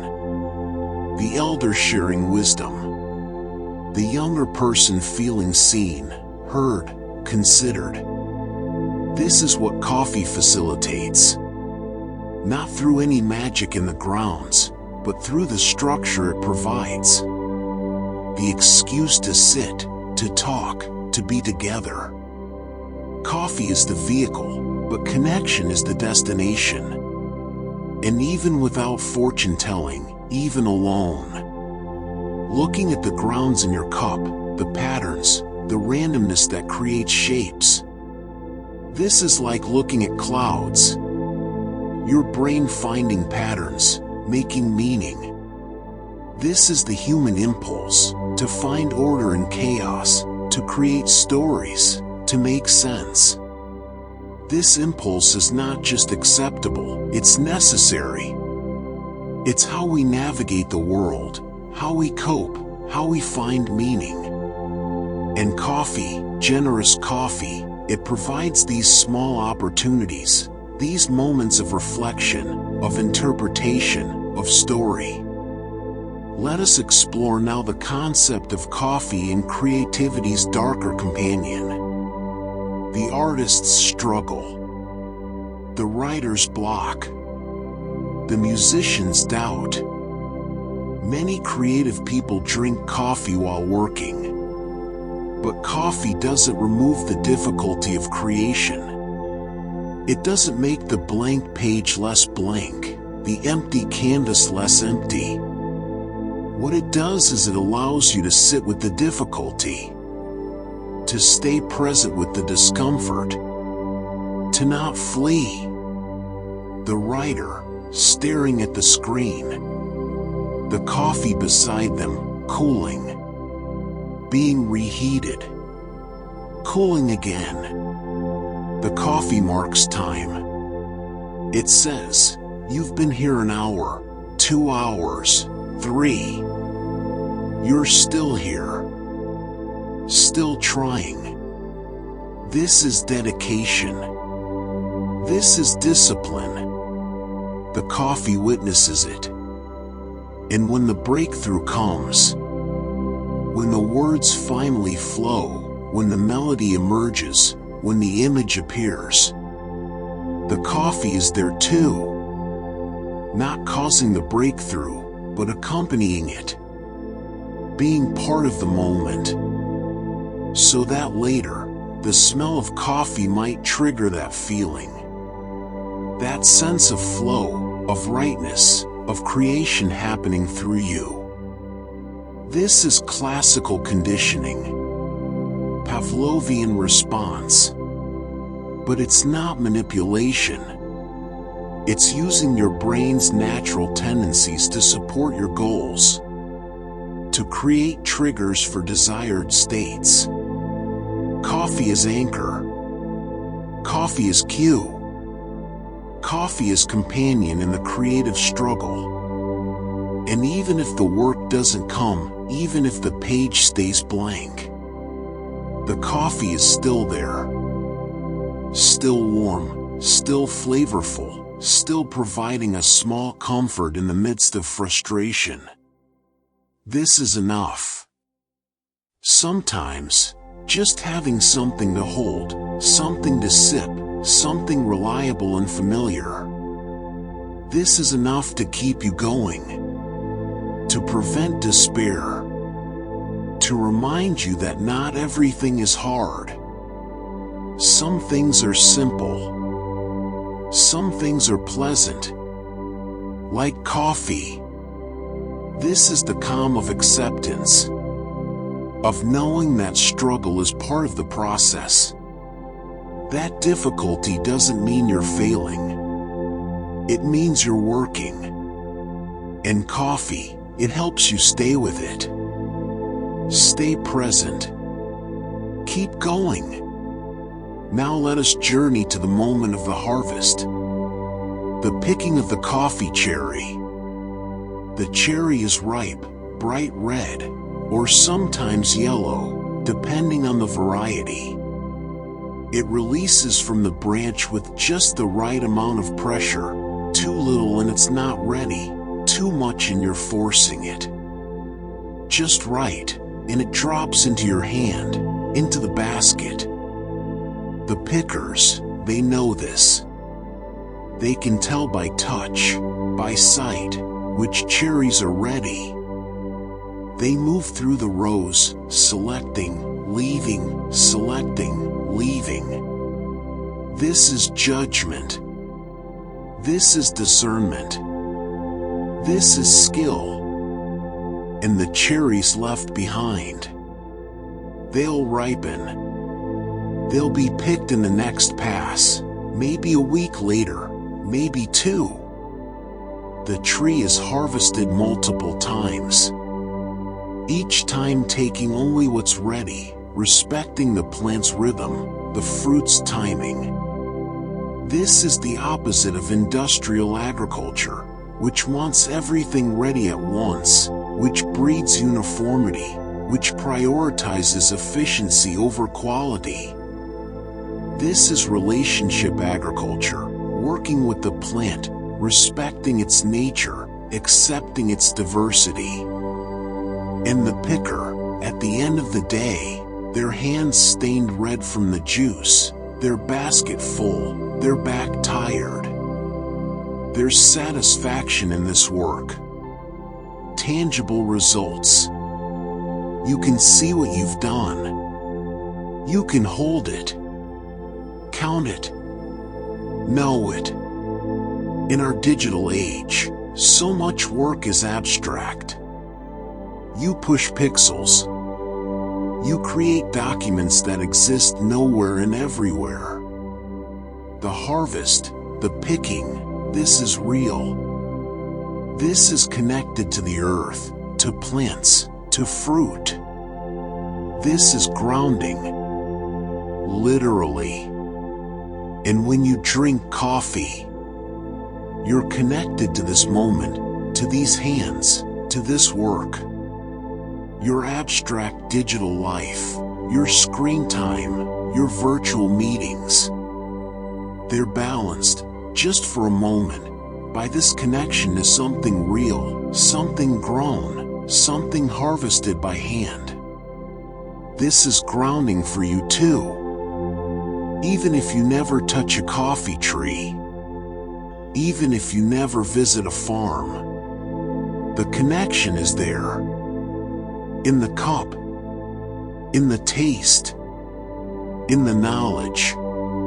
Let us slow now into the chemistry of melanoidins, compounds created during roasting.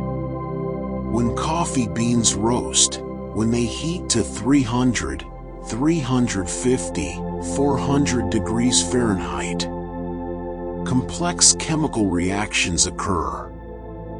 The Maillard reaction, named after the French chemist who first described it. Sugars and amino acids react, creating hundreds of new compounds. Among these are melanoidins, brown pigments, responsible for much of coffee's color. But they do more than color. They're powerful antioxidants. They have anti-inflammatory properties. They support the gut microbiome. They bind to metals, helping your body eliminate them. These compounds don't exist in the green bean. They're created by heat, by time, by transformation. The roaster is not just heating beans. They're conducting chemistry, creating compounds that nature didn't make, that only fire can create. This is alchemy. In the old sense, the transformation of one substance into another. Not literally turning lead to gold, but taking something bitter and hard and making it aromatic and complex. Taking something indigestible and making it nourishing. This is magic. The magic of chemistry, of heat, of skill. And when you drink coffee, these melanoidins entering your body, protecting your cells, supporting your health, you're receiving the gift of fire, the gift of transformation, the ancient gift that made us human. Cooking, using heat to transform food, to make it more digestible, more nutritious, more delicious. Coffee is part of this ancient tradition. This connects you to the first humans who learned to use fire, to cook, to transform. You're doing what they did, in a different form, but the same principle. Heat, transformation, nourishment. This continuity across time. This participation in human tradition going back hundreds of thousands of years. This is belonging. This is being part of the human story. And belonging. True belonging to something larger than yourself. This is one of the deepest forms of calm.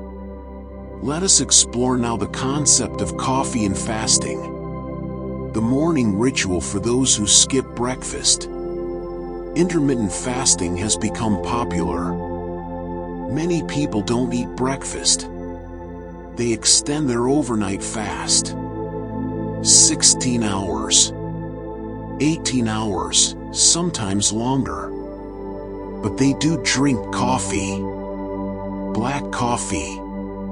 No calories. No insulin spike. The fast continues. For these people, coffee is the morning. It's what they have instead of breakfast. And it works.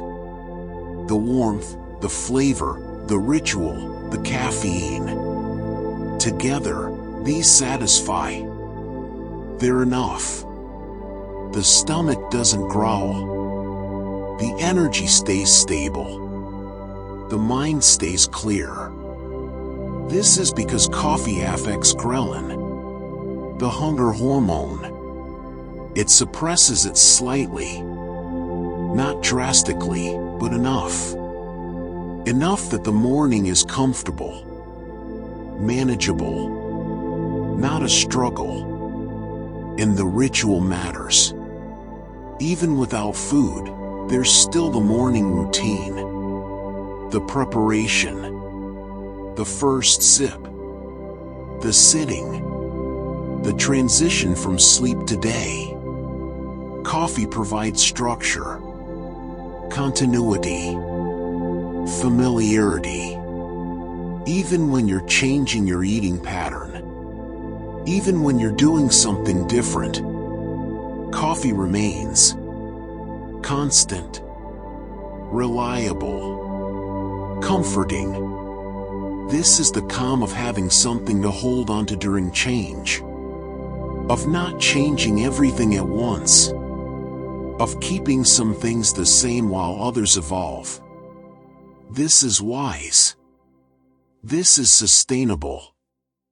This is how real change happens. Not through revolution, but through evolution. Coffee supporting you, steadying you, while you experiment, while you grow, while you become. Now let us drift into the world of coffee and altitude sickness. An unexpected benefit. At high altitudes, above 8,000 feet, the air is thin. Oxygen is scarce. Many people experience altitude sickness. Headaches, nausea, fatigue, difficulty breathing. The body struggling to adapt. Caffeine helps. It increases breathing rate, improves oxygen uptake, dilates bronchioles, makes each breath more efficient. Mountain climbers, trekkers, people who live at altitude. They know this. Coffee in the mountains is not luxury. It's function. It's medicine. But beyond the physical effect, coffee at altitude is comfort. When everything feels hard, when breathing is work, when your head pounds, having something warm, something familiar, something that tastes like home. This psychological support is as important as the physiological. The lodge at base camp. The tiny tea house halfway up the trail. The thermos carried in your pack. The coffee there. It tastes better than it should. Because you need it. Because it helps. Because it's shared with fellow travelers. All struggling together. All supporting each other. All grateful for this simple pleasure in a harsh environment. This is coffee as survival. As essential. As the thing that makes the challenge bearable. Not easier, but bearable. There's a difference.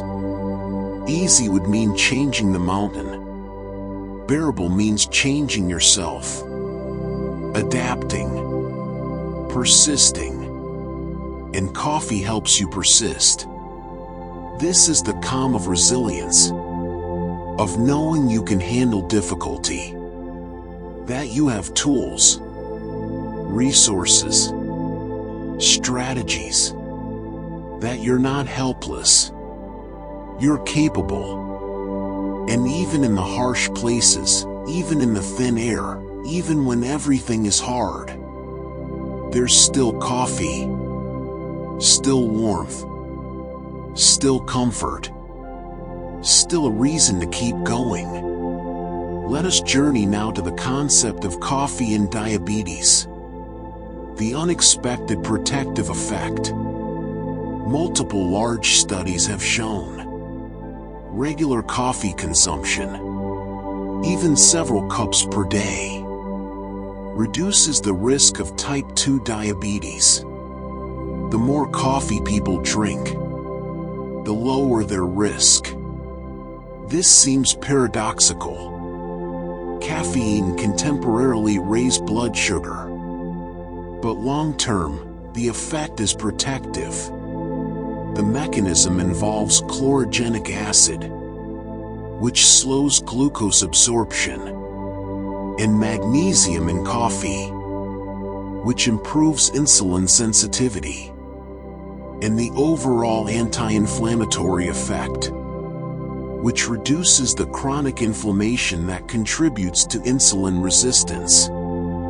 For people already diagnosed with diabetes, coffee can still be beneficial, helping stabilize blood sugar, improving insulin function, reducing complications. Of course, this is personal, individual. Some people are more sensitive, should monitor their response. But for many, coffee is supportive, protective, helpful. This is the calm of prevention, of knowing that your daily habit, your simple pleasure, is also protecting you, building your health, reducing your risk. You don't have to choose between what you enjoy and what's good for you. Sometimes, wonderfully, they're the same thing. And for those managing chronic illness, for whom so much of life becomes about restriction, about what you can't have, about sacrifice, to know that coffee, this thing you love, this ritual that brings you joy, it's allowed, it's even beneficial. This is relief. This is grace. This is permission to have pleasure even while being responsible, even while being careful, even while managing disease. Now let us slow into the concept of coffee and Parkinson's disease. A profound neuroprotective effect. The research is clear and consistent. Coffee drinkers have a significantly lower risk of developing Parkinson's disease, a neurodegenerative condition that affects movement, causes tremors, rigidity, slowness, difficulty with balance. The protection is substantial, up to 30 to 40% risk reduction. This is comparable to the risk reduction from many medications. But this is from a beverage, a daily pleasure, not a pharmaceutical, not a treatment, just coffee. The mechanism seems related to caffeine's effect on dopamine neurons, protecting them from death, from degradation, keeping them healthy and functional. These neurons, in a part of the brain called the substantia nigra, they're what Parkinson's destroys. And coffee, somehow, protects them. This protection builds over years, over decades.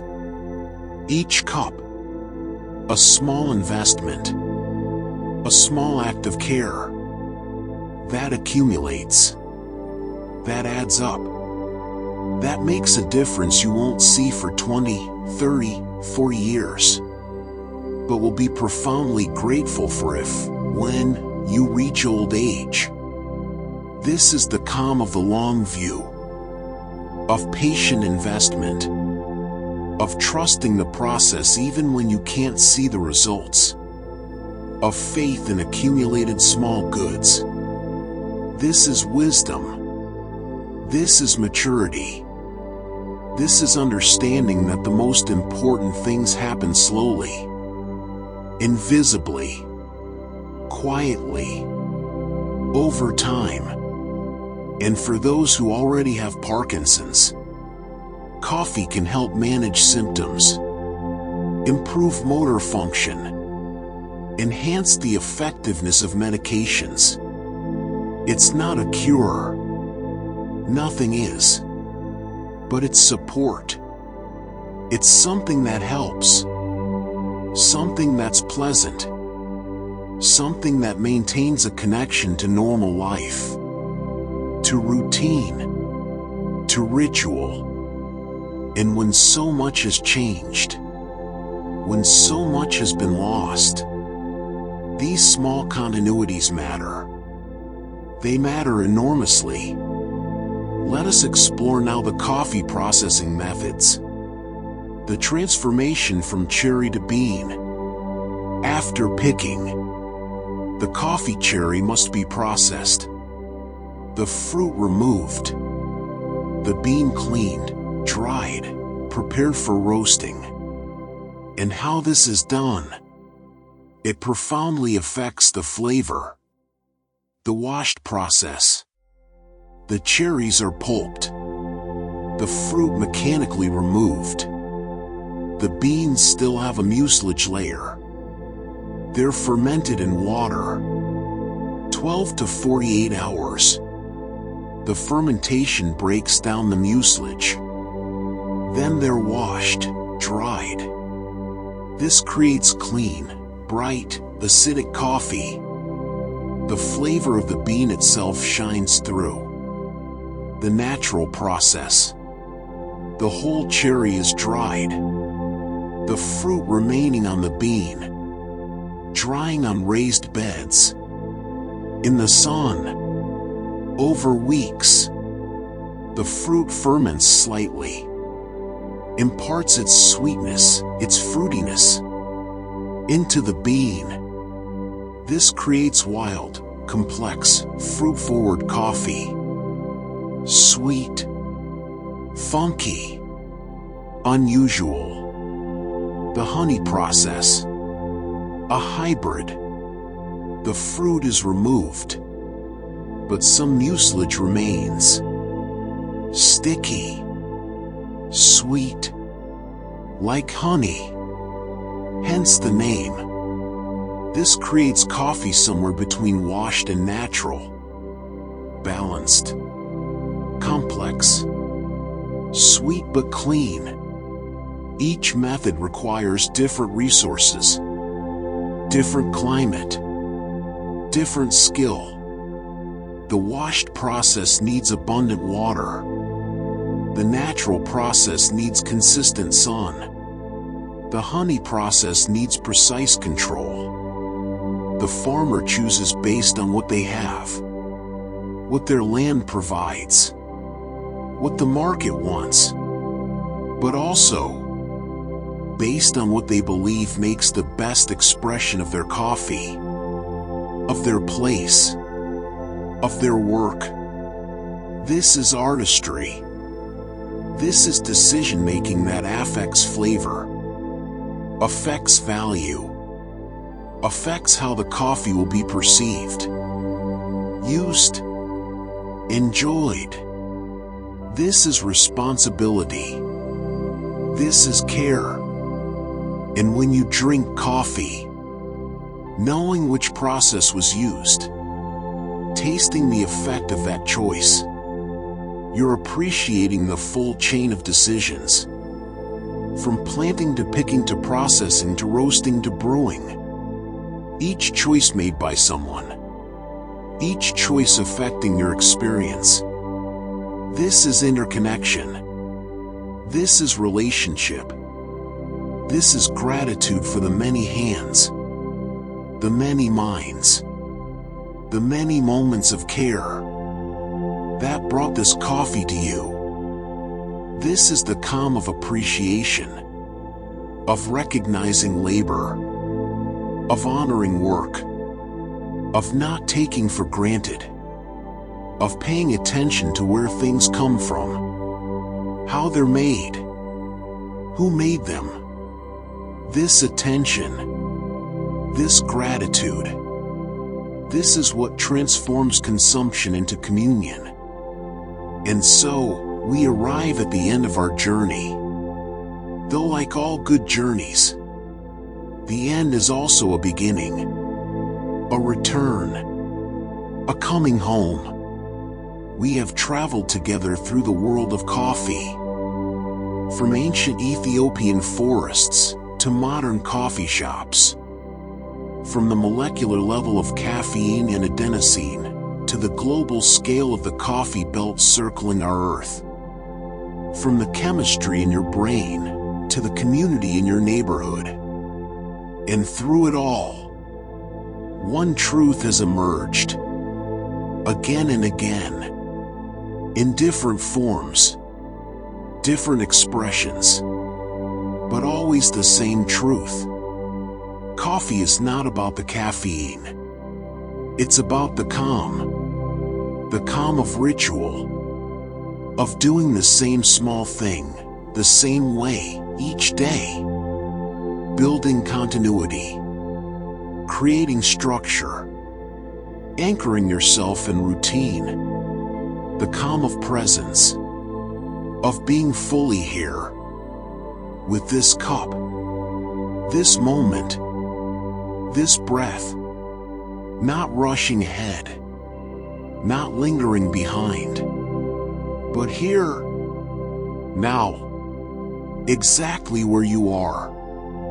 The calm of connection, to the farmer whose hands picked these beans, to the roaster who transformed them, to the barista who prepared them, to the friend across from you, or the stranger beside you, or the memory of someone no longer here, but present still, in the ritual, in the cup, in the comfort, the calm of patience, of waiting for water to boil, for coffee to brew, for flavors to develop, for the perfect temperature, for the right moment.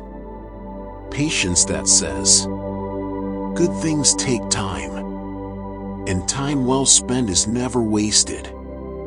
The calm of simplicity, of needing only a few things. Beans, water, heat, time, attention. Nothing complicated, nothing impossible. Just simple elements, combined with care. The calm of transformation, of witnessing change. Green to brown, solid to liquid, bitter to complex, potential to actual, and knowing that you too are always transforming, always becoming, always evolving. And that's not something to fear. It's something to embrace. The calm of enough, of knowing your limits, respecting them, honoring them. Not more than you need, not less than supports you. Just enough, just right, just you. Being honest with yourself about what serves you, and perhaps most important, the calm of permission. Permission to pause, to rest, to take a moment for yourself, to say, this matters, I matter, my peace matters, my presence matters. This small ritual is worth protecting, worth preserving, worth honoring. Coffee teaches us that stimulation and serenity are not opposites. That alertness and ease can coexist. That energy and peace can flow together. Like milk swirling into coffee. Distinct but blended. Separate but united. Creating something neither could be alone. It teaches us that the smallest acts, repeated faithfully, accumulate into a life. That how you make your coffee, how you drink your coffee, how you experience this simple daily moment, this reveals how you live everything. With rush or with reverence, with distraction or with devotion, with absence or with attention. And it teaches us that we are not alone. That millions of people around the world, right now, are sharing this ritual, are holding their cups, are taking their sips, are finding their calm. We are all connected by this simple thing, this coffee, this universal moment of pause in a hurried world. So as you drift now towards sleep, or toward silence, or toward whatever comes next, carry this with you. The knowing that calm is always available, as close as your next cup, as simple as your next breath, as present as this moment, right here, right now. You don't need to chase it. You don't need to earn it. You don't need to become someone else to deserve it. Calm is your birthright, your natural state.